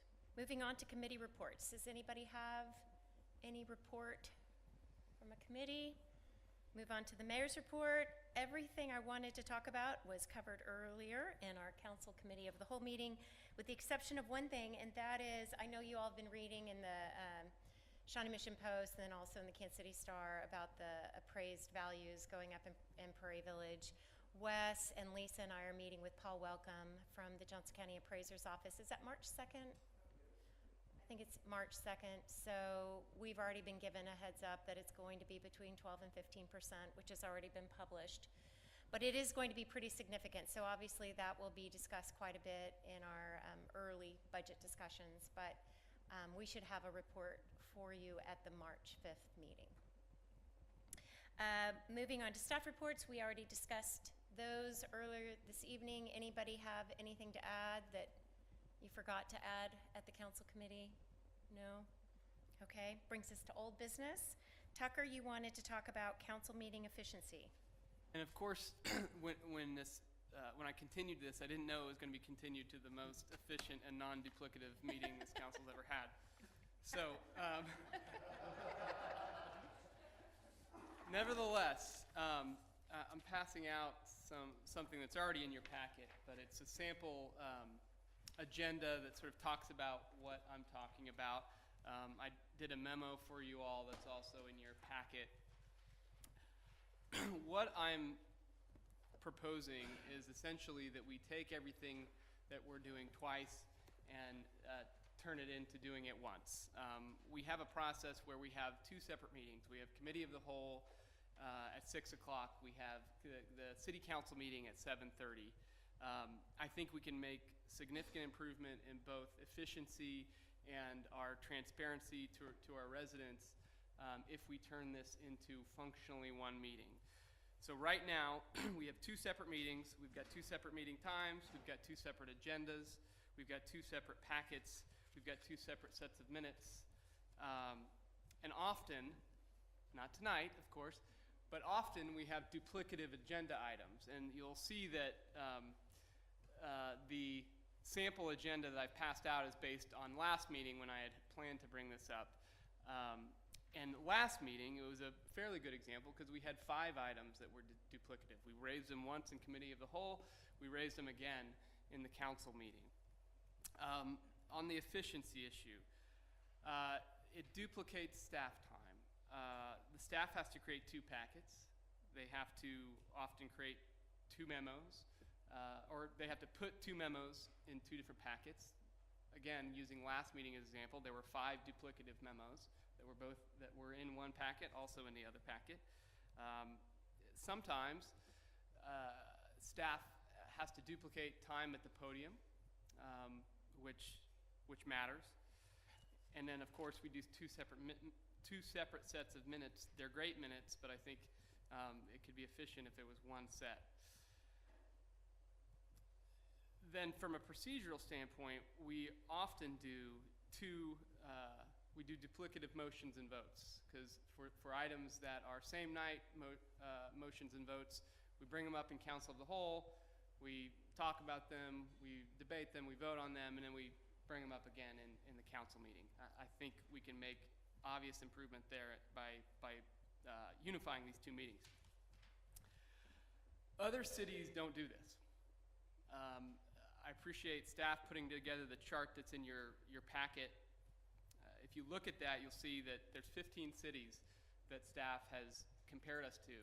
We're the only city that really does it like this. Of the 15 cities, only 3 even have council of the whole, and the 3 that do use it as committees are intended to be used, as a substantively different working session. They don't do what we do, where we often duplicate things in the same evening. And on the transparency part of this, first of all, I want to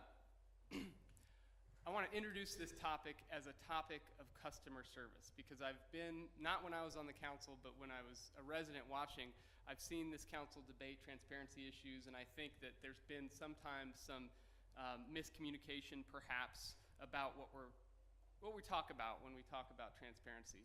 And what I'm talking about is essentially customer service to our residents. One of the services we provide is promoting engagement. One of the goods we provide is information. We should make it as easy as possible to make our information and what we do as easily accessible to our residents as possible, and as intuitive as possible. Right now, to a resident who doesn't follow the council closely, our process is not clear. It's not as clear as it may be to many who have been on this panel for a long time. You may just say, well, Tucker, you're a dummy, but I've heard from other residents who are genuinely confused about this and have been confused about it. When I first moved to Prairie Village, it happened to me. I came to a council meeting at 7:30, interested in an agenda item, to only discover from talking to other people, well, the reason why you didn't hear any discussion is because they already discussed and voted on it in council of the whole. So you just get this sort of pro forma motion in the council meeting, and I missed that discussion. I was in the gallery a few months ago watching. Same thing happened to a lady that came in, and I was the one trying to explain it to her. I didn't do a very good job, and she left less than pleased because she was confused and I think a little bit embarrassed. And I just think we can do better for our residents. No other business, I've often heard, well, we're not hiding things, and that's true, we're not hiding things. I'm not suggesting we are. I'm just saying we can make improvements in how we make our processes more accessible and more transparent to our residents. No other business would you say, well, there's these goods and services we have that we want our customers to know about, but well, we're not hiding it. They can find it somewhere. So we don't want to do as much as we possibly can to make it accessible to them. No, you would want it to be as accessible as possible. Our governor recently, our new governor recently, two of his first executive orders centered on this issue of transparency, and I give him credit for that. One of his proposals was to take all of the open meetings information and put it on one state website. He wasn't alleging that the various agencies were hiding anything. All the agencies were complying with COMA, but it's just on a lot of different websites, and he said, I think we can do better by putting on one website. That's kind of what I'm talking about here, is just making our customer service a little bit better. So my proposal, like I said, is to combine the two meetings into functionally one meeting. Items would appear once on the agenda. Items that require same-night action, which are currently duplicated in the committee of the whole, and then again at council meeting, would be heard only once under new business at the council meeting. So you'd have one meeting, it'd be 6 o'clock, and then we'd have our agenda. And what my proposal does is it flips the order of committee of the whole. So committee of the whole, as you can see from the agenda that I passed out to you, committee of the whole would come after the council meeting has essentially ended. And what you would have is after old and new business of the council meeting would recess into the committee of the whole, and then we would do what we normally do in committee of the whole and have discussion topics, and we would work things. So what the committee of the whole work session would be, it would be for items that don't require same-night action.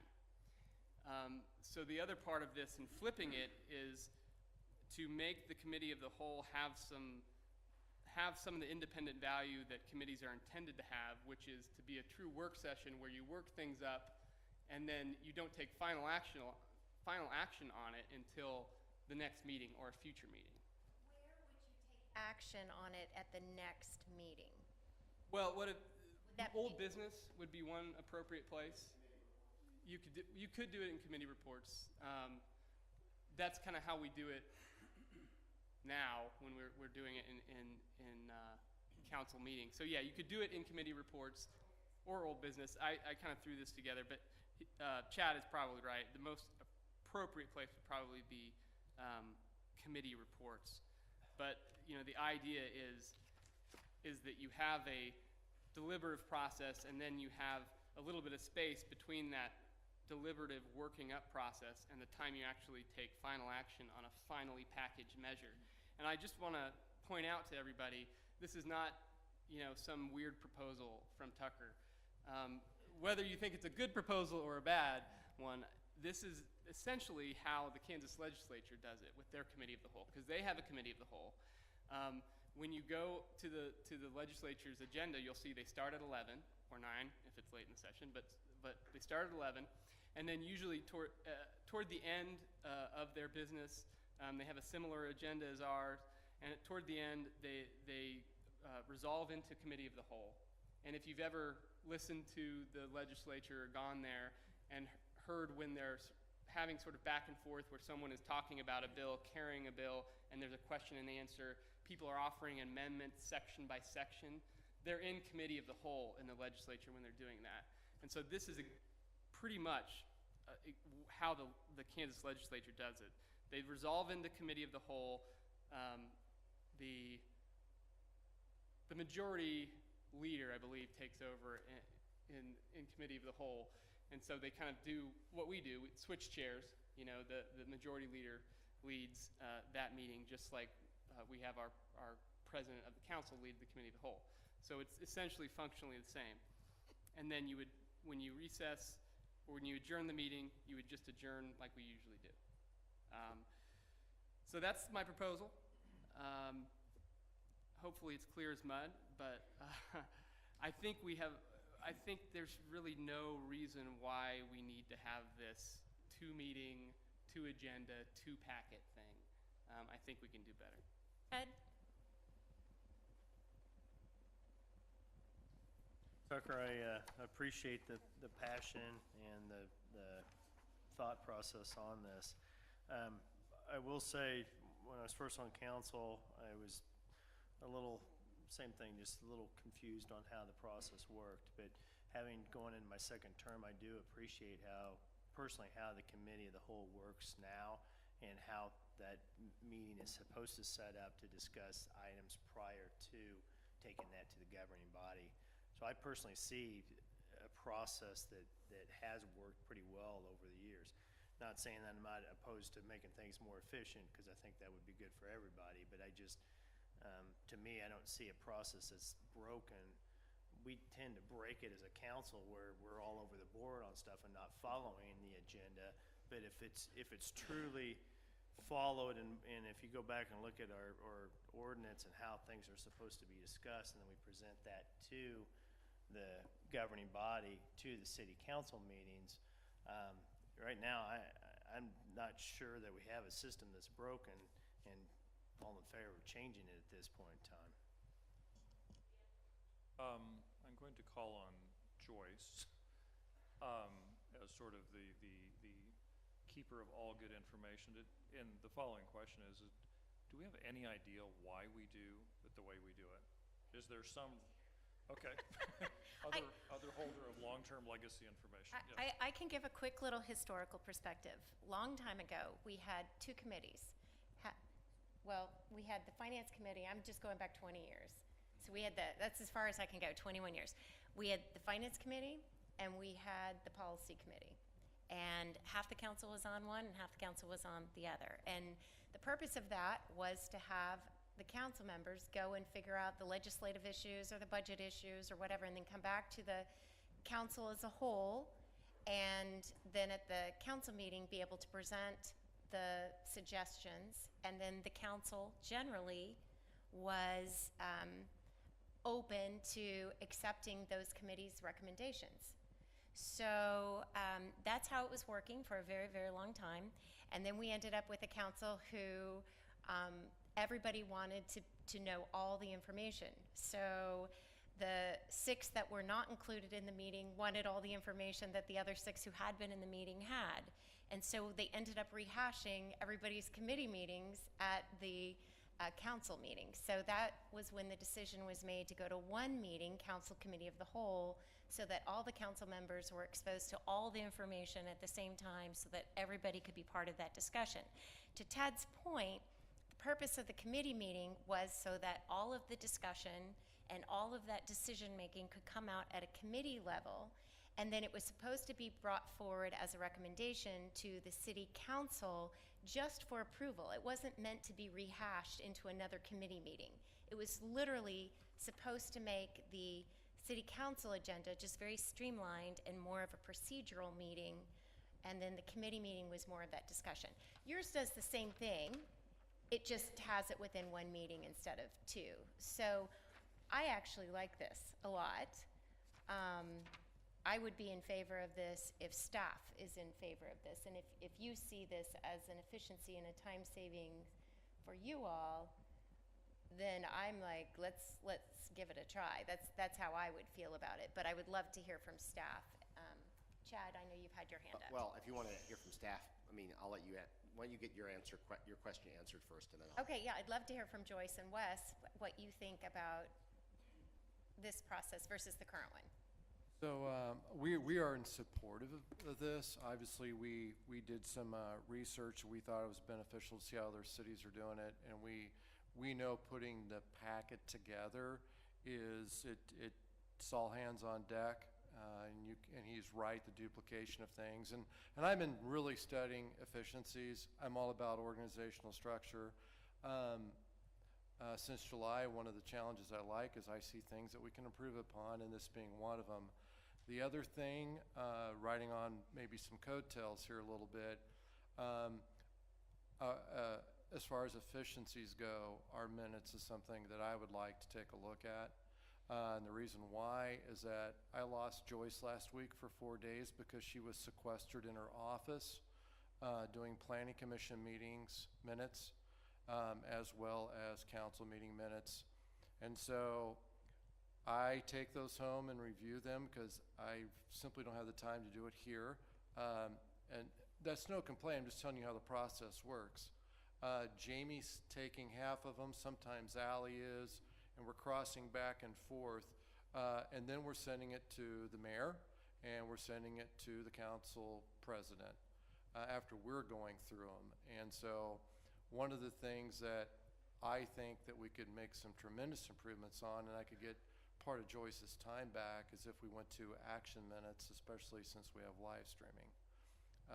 I know that that could cause some discussion, but the amount of time we are spending as a staff on just minutes does not seem to be a good return on investment of how many people are involved in it.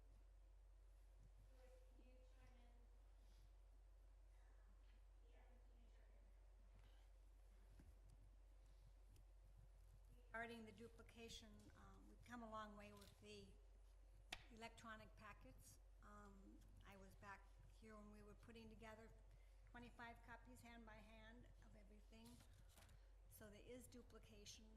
Environmental Committee would be glad to know we're cutting down much fewer trees under the electronic process. So that is beneficial. As Laura indicated, the previous committees had difficulty in reflecting and not getting all the information, and so that is why they were joined. The same thing happened with, and Planning Commission was actually even worse. The city, it would go before the Policy Services Committee, and then it would go, the Planning Commission person would go before the Policy Services, and then the Policy Services would go before the City Council. And so I would hear the same thing, having sat at Planning Commission 3 or 4 times. And so, action minutes are done by most cities. If you look at Johnson County's records, they're done. They record simply the motions and the votes. They do not record the discussion. Minutes, if I don't listen to the tape, are fine. But if I have to go back and listen to the tape to make sure I've gotten everything, then it gets considerably long. Last week was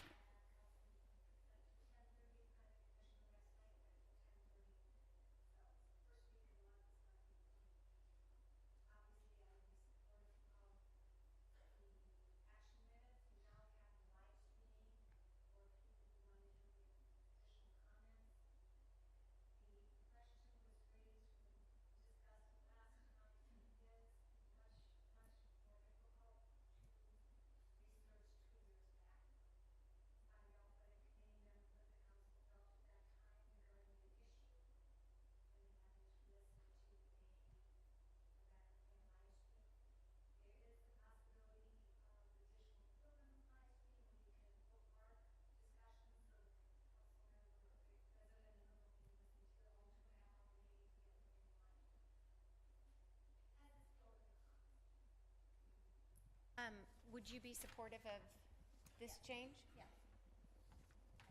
Okay, Chad? Mayor. I think there's a certain elegance to this proposal.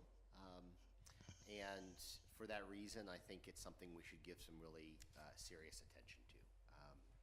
I appreciate what Ted was saying about the way that the Council Committee on the Whole has functioned in the past. I don't see that necessarily changing on this proposal. Anything same day that needs substantive discussion would happen under this proposal, under new business. Otherwise, Council Committee of the Whole provides a venue under this new structure to give something a first reading, which is good practice for items that don't need immediate attention, and a couple weeks of reflection on the discussion from a first reading. We could still have substantive discussion at the next time it comes up, and sometimes that happens. In fact, anytime something needs to be worked, you could do that. But what I hear Tucker trying to do is trying to make this process easier for your average resident. And I think that there is some navigation that a resident has to do in order to figure out what's happening, particularly if there's something of importance at the Council Committee of the Whole, and then they want to say something about it, and then there's just a long span of time there. The only con that I see, the only negative that I see about this process is that the whole thing now will start at 6 for a resident. And I don't know if a resident has an issue with starting our meeting at 6 rather than our meeting at 7:30, right? So under this new procedure, we would gavel to order and we would have the Pledge of Allegiance and public participation at 6:05. And I'm not at all sure whether a resident that wants to address the council would have difficulty getting here at 6 as opposed to getting here at 7:30, given a work schedule. Now, maybe Tucker, in a minute, will have a comment about that. So generally, I'm in favor of this. I would like someone who is in the know to tell me, is all of this set by policy or procedure or ordinance, or is this something we can simply act to change? I think it's probably done by ordinance, isn't it? I believe their council meeting is definitely, I think both of them are set both by of them are ordinance. So procedurally, we would need to do Change an the ordinance. Have to pass it. Okay, so, but can I make one more suggestion Sure. before we move on? I'm sorry, I'm too long-winded. Two brief points. One, I don't think the action minutes necessarily are germane to this question. I mean, I think the action minutes are really important, and we should hear what the staff is saying about that. That could be done independent of this, and maybe we should consider it. I would like us to consider, as we reflect on this idea, the adoption of a docket as an action taken by the council at the beginning of our time. It would go somewhere after the Pledge of Allegiance and before the introduction of the students and the scouts. What I mean by that is that the docket would be presented to us, and if there were new business, a member of the council would move to add that new business prior to the adoption of the docket. We've had some conversations in this whole process about items that come up as a surprise, as new business, and how that kind of doesn't make it doesn't lend for good council communication. It doesn't lend for us to be able to handle business in I think an orderly fashion. And if we, at the beginning of the meeting, flag that items are going to come up during new business at that slot towards the end of the meeting, that gives us time to prepare for it as the meeting goes on before new business comes up. So the way that I would envision it is the docket would be presented as it is in the agenda. It would be appropriate for there to be a motion to approve the agenda. Anybody could amend the agenda by adding new business, and then we would vote to approve the agenda. Had your hand up. Having served with the Policy Service Committee and the Legislative Finance Committee, and being present when we made the decision to combine the entire council and committee as a whole and create the current structure, I show my little head at the moment that I don't feel as though it's broken. I hear support from Wesson and from Joyce both, but to Chad's point, to some degree, I am hearing that I'm hearing a lot of support for action minutes, which isn't part of the committee or the meeting structure, and it certainly does give a lot less product, if you will, or to our residents. So, I mean, is there a feeling right now how much we would intend to shave off the evening from an efficiency perspective if we went to this structure? Would it be 15% or 35 minutes less, or I just want to know kind of how we'll measure how successful we were in making this change, because I think we did that with Committee of the Whole versus Policy Services and Legislative Finance, is that we picked a date down the road and we asked ourselves, do we want to stay this way or do we want to go back to the old way? I just don't see it being a problem unless we know right now or have a target right now at what we're going to save or what we're going to achieve by changing. Tucker, then Ron. I just wanted to respond to a couple things. In terms of measuring it, it would be necessarily speculative for me to say we're going to save 10%, 15%. I'm not here saying that we're going to save an hour off of our council meetings. I've kind of lined out in my memo the duplication. I think in terms of time, I don't think we're going to save a ton of time by the efficiencies I'm talking about, but we're going to save some time. And this is not our time. This is our taxpayers' time, honestly. And so any time we can save, I think it's worth it. There's been a couple references to, well, is the system broken? I'm not here saying that what we do is broken. I think this council does a very good job. I'm just saying we have some low-hanging fruit where we can do better. So why wouldn't we do better? Why wouldn't we try it at least? We may decide that there are unintended consequences we weren't thinking about, 2-3 months from now, and say, well, we tried that, but it didn't work out, and we can change course. I just don't. I don't see a reason for some of the unnecessary duplication and some of the unnecessary confusion that is caused by this 2 meetings, 2 meeting times, 2 agendas, 2 packets. And on this question of the ordinances, I looked at the ordinances before I proposed this. I've crafted this in a way that I do not think we would need to change our ordinances. Because first, when I was looking at this, I was perhaps a little over-aggressive, and I was thinking, why do we even have committee of the whole? And I was honestly contemplating proposing, removing committee of the whole. And so I looked at the ordinance, and I saw that we would have to change the ordinance if we wanted to do that. And I talked to some, fellow, parliamentary nerds, and I was persuaded that there is value in the committee of the whole. So that's why I integrated it into my proposed new structure. The ordinance is 1.804 that references committee of the whole. Nothing I'm proposing here, I think, would require us to change that ordinance because we do still have the committee of the whole. It's just as part of a more unified meeting. I think we'd have to change the times. I think the times are listed You're right. in the ordinance. That's fair. Yeah. That's a fair correction. That's absolutely right. The one thing in the ordinances we would have to change is the starting time. And it says 7:30, and we would have to change it to 6. The question about the 6 o'clock starting time was brought up. I appreciate that it could be difficult for residents to be here at 6, but my point is they have to be here at 6 anyway now, because we talk about these things in committee of the whole, and so if they want to come up and hear most of the substantive discussion of us working on these things, they have to come at 6, as it is now.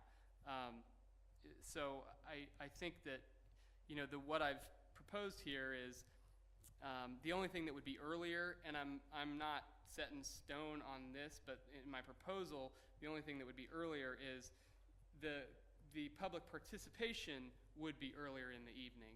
And the benefit I think you get from that is we would be able to take that into account, that public participation, as to every agenda item on our agenda for the evening. Instead of now, we talk about some things and then we may hear from some people after we've already had our substantive discussion and vote on it, and we didn't get to take that into account. So that's the benefit I think you get from my proposal on that. Yeah. I've had Okay. lots of hands. Go ahead. Okay, Ron. I am very much in favor of Tucker's proposal. Tucker and I have been talking about different efficiencies, including the suggestions that he's come up with ever since shortly after he and I started attending council meetings. Reflecting some of the things that he said,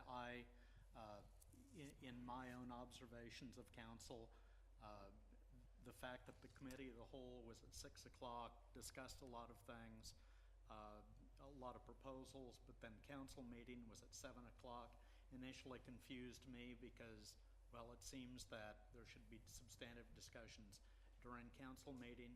I've talked to other residents who similarly are also confused, as Tucker mentioned, and who say, well, I show up at 7 o'clock or 7:30 for council meeting, right? And I say, no, you need to show up at 6 o'clock so that you can engage in the discussions or listen to the discussions. This proposal does not suggest, and there is no need to consider, the structure that we now have as broken. Efficiencies don't mean that the system is broken. Efficiencies mean that there is a more efficient way to handle current business. And for all of those reasons, the Kansas legislature is not the prime source of a lot of things, but certainly the Kansas legislative process does work very well, very efficiently, and it resolves itself into the committee of the whole when it needs to do so. And if any action needs to be taken by it on the same day as the debate goes on, then there can be final action by emergency final action. So I am supportive of this. Biggest concern or problem I have is as it relates to new business. Here's the thing that does concern me, and Chad touched on it earlier. Coming up forward, and first of all, where's the process to determine what new business is put on that agenda? Because we're going to publish this agenda that goes out to the public, and those are the items we're going to discuss. What bothers me is, I have this brilliant idea. I rounded up 100 people to show up in the council meeting tonight, and I want to vote on something tonight. That, and I'm not saying that concerns me, of not giving the council enough time, the residents enough time to fully understand what was brought to the council and voted on the same night. I don't think that's fair to anybody. Those tactics have been used before with previous councils. I personally don't like it. I think it needs to have discussion. I think the residents need to discuss it, and then it puts out to a vote on it. So if there's a process or something that we can actually have to where the new business is maybe new items. It's not really new business, because new businesses are things that we have to spend money on, to keep things moving forward, but it's new considerations or new ideas should be discussed in the committee meeting prior to the next meeting, to where you have some good dialogue and it's not a surprise to anything.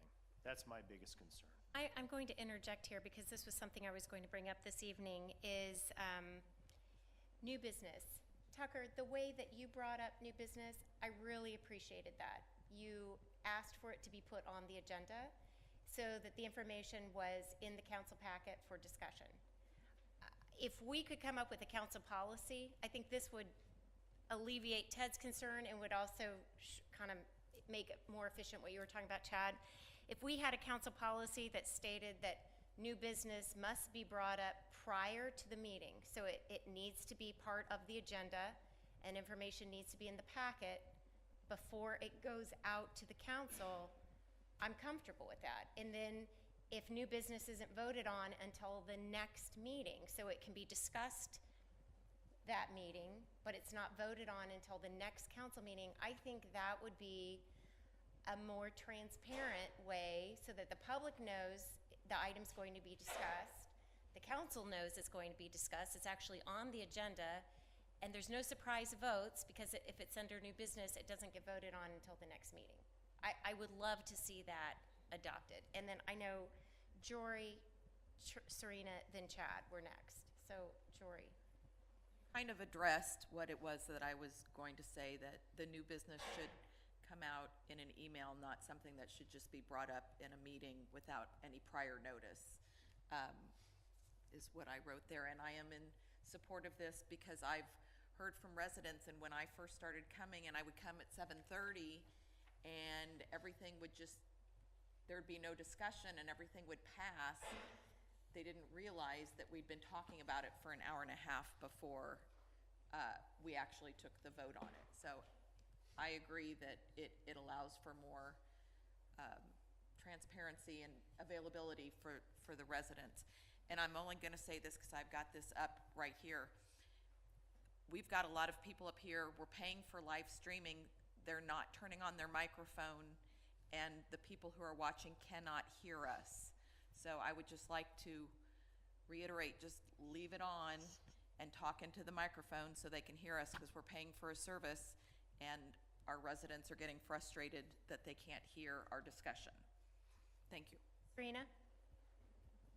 Back to the action minutes, I know it's not part of this. I'm definitely supportive of most of this. I think it, streamlines and so forth. But the action minutes, I think, would be good, and I would definitely be interested in, and I know we had spoke about with the live streaming, being able to mark it where, like, we have the agenda posted with it, and so when you go back, you can look at the agenda items. So I'd be interested in knowing what the cost is for something like that.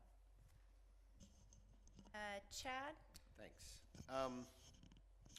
So some of these ideas are getting muddled a little bit. I agree in principle with the idea that both the mayor and Ted were talking about how do we initiate good order in dealing with the business that comes before us. There are times in which items do need to come up that same day for action, right? So part of the idea about adopting a docket at the beginning of the meeting would be to clarify some of that and not allow some of these items to come up de novo and surprise us. But I like what Ted was saying about kind of differentiating between new business, that is action items that had to happen during the meeting today, and for new consideration, which are new topics to be brought up at the committee of the whole section that would then be worked for the next meeting. And this is where both the inclusion of the adoption of a docket and some policy about how any item could be added to new business might be kind of thought through for the next little while. Because if there's an item that does need new business, maybe a supermajority vote might bring it to the business the same day. And without a supermajority vote, then it goes on that for next consideration that then gets talked about and then gets brought up for the next day. That gives a council member or staff the ability of adding new business last minute if necessary. But ordinarily, items would go into that for new consideration under the committee of the whole work session, section 14 on this docket, that would get worked here and then passed to the next meeting. In other words, there needs to be some flexibility here. It needs to be ordinarily that those new items go there, but some mechanism by which we could add an item for new business that day if necessary. So maybe Tucker, I don't know how this is going to work, if these are going to be revised or not, but that might be something that goes into your thinking as we hone this down a little bit. I just want to make sure I understand. If an item is under new business under Tucker's proposal, does that mean the council has to vote on it that night? It does.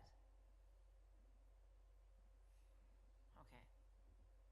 Well, Can I just point out that I absolutely think you need that flexibility. You have it under Kansas law, and there could be some unforeseen emergency that might come up that would require you to vote on an item that came up the same night.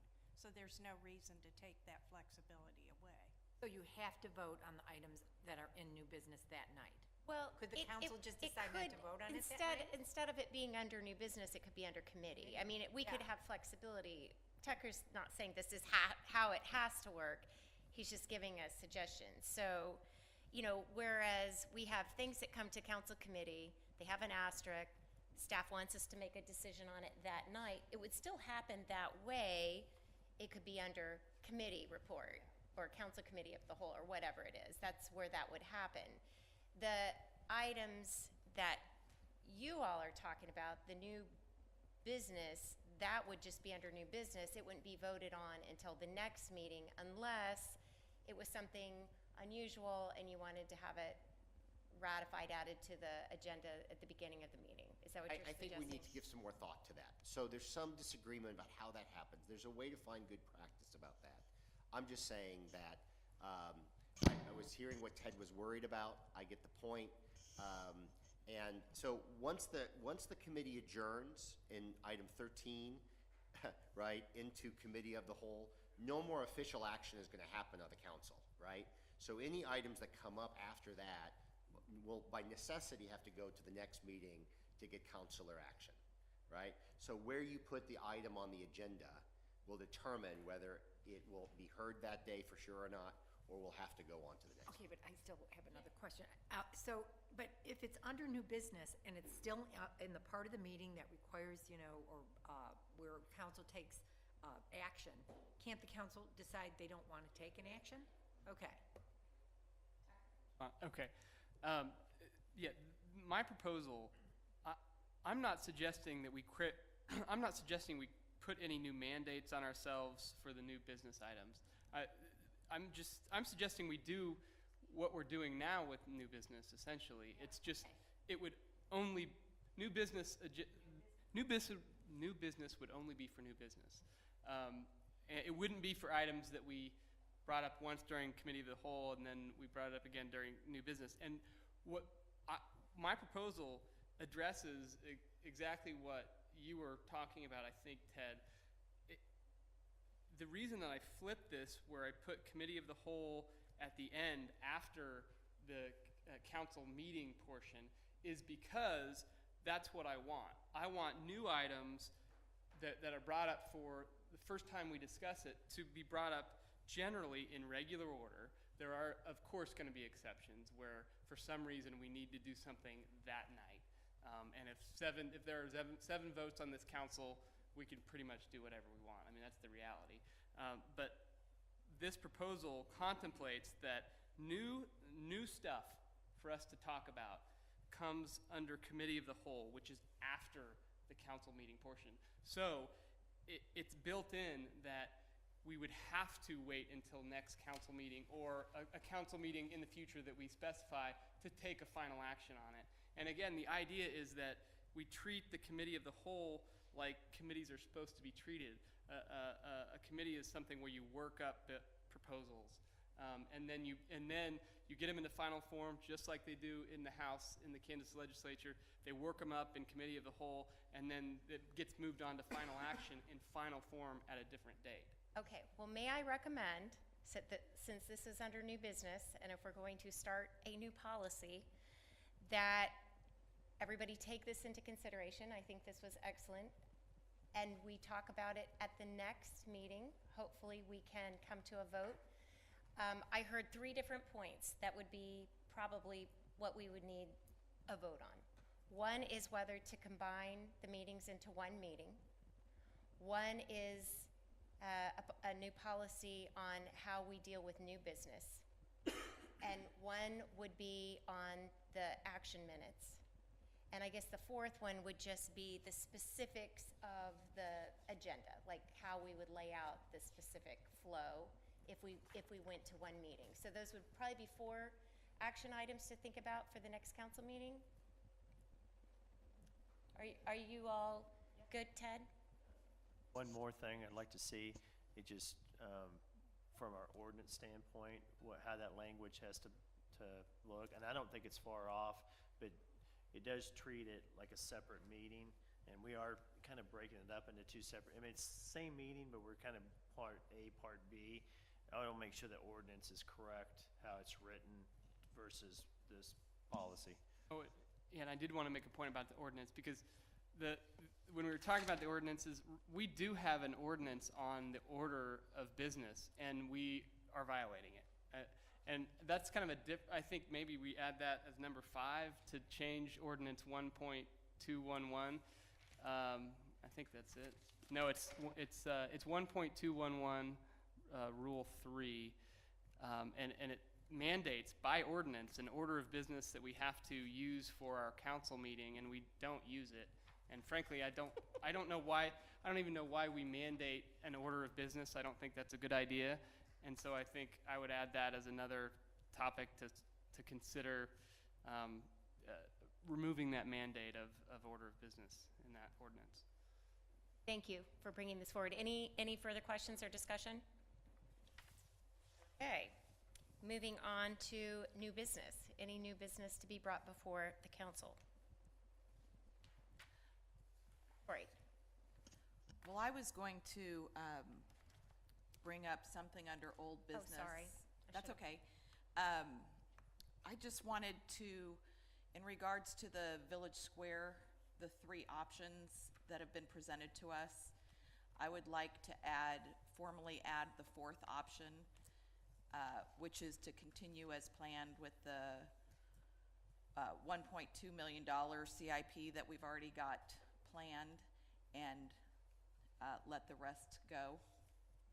This is going to come up in the budget discussion, because what I was talking to Lisa and Dan about today in our staff meeting is if Lisa comes back to us and says, this is the money that we have to work with after we have covered all of our fixed costs.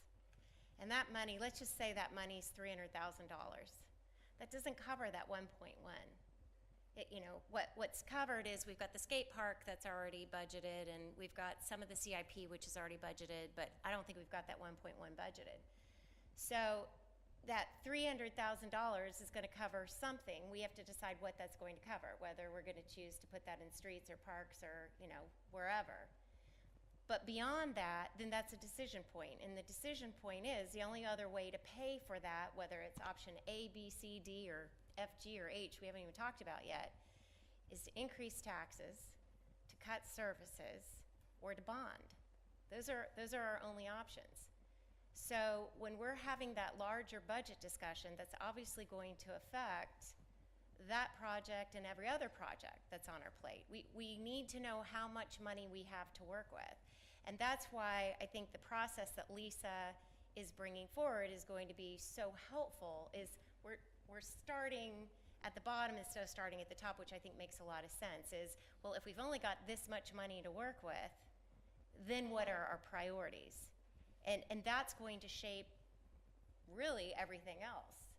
That we may not have any money to put into that project, is what I'm saying, Jory, unless you're willing to bond it or raise taxes. So that's why I'm saying. No and no, but.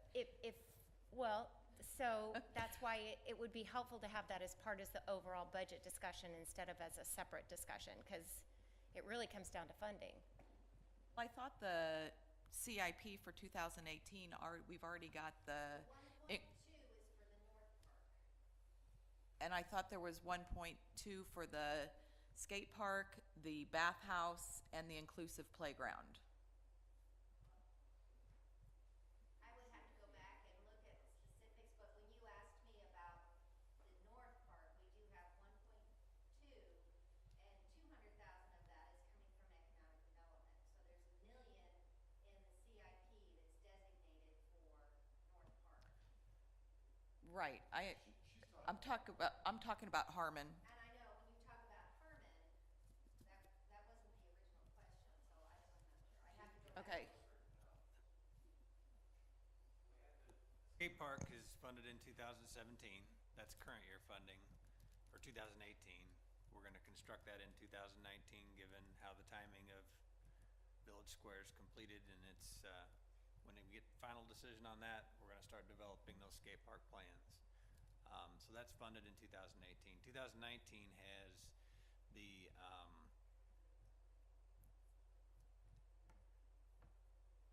all-inclusive play in Harmon Park, and I'm not sure if the bathhouse is in 19 or 20. I apologize, I don't remember. But those are the funds we have for Harmon Park next year. But Keith, are you talking into your mic? Right here, yeah. I can go like this. That's helpful. That's helpful. That's very helpful. So microphone. it was phased in, Jory, based on when I was chair of Park and Rec. We had phased those amenities in because we didn't have a huge chunk of money. And I don't think we still have a huge chunk of money. I think it's still planned on being phased in from the original Parks Master Plan. We talked about the playground, we talked about nature play, we talked about improving some of the sidewalks. But to my knowledge, and then you all, I think, talked about the bathhouse, and I guess upgraded the play equipment to the all-inclusive. But to my knowledge, there was never more than what was kind of budgeted each year for Harmon Park. So anything that we're talking beyond that, we're gonna either have to not do it, raise taxes, or take bonds out. I mean, or take money out of other areas.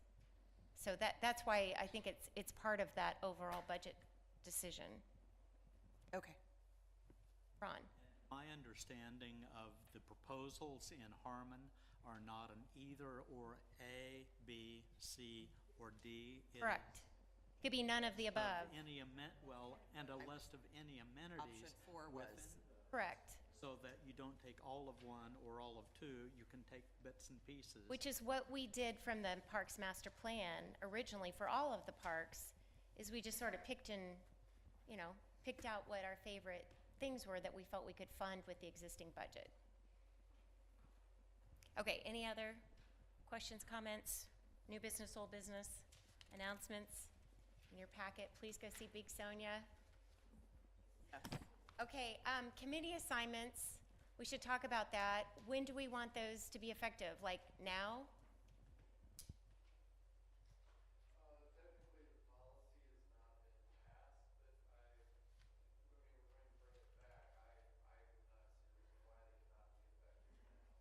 Or do we want to give council members a chance to get with old chairs between now and the next meeting?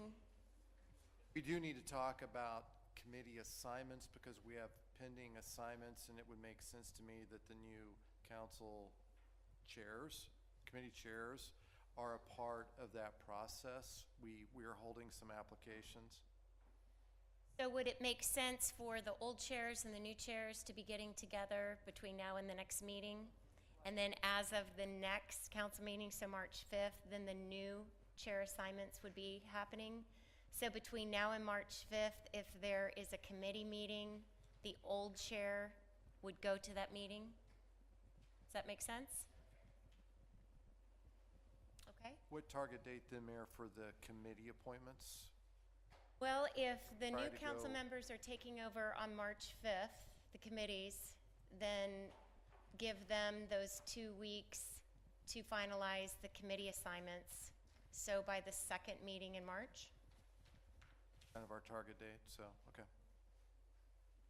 Sense? Okay, I'd accept a motion to adjourn. Second? All right, drive safely.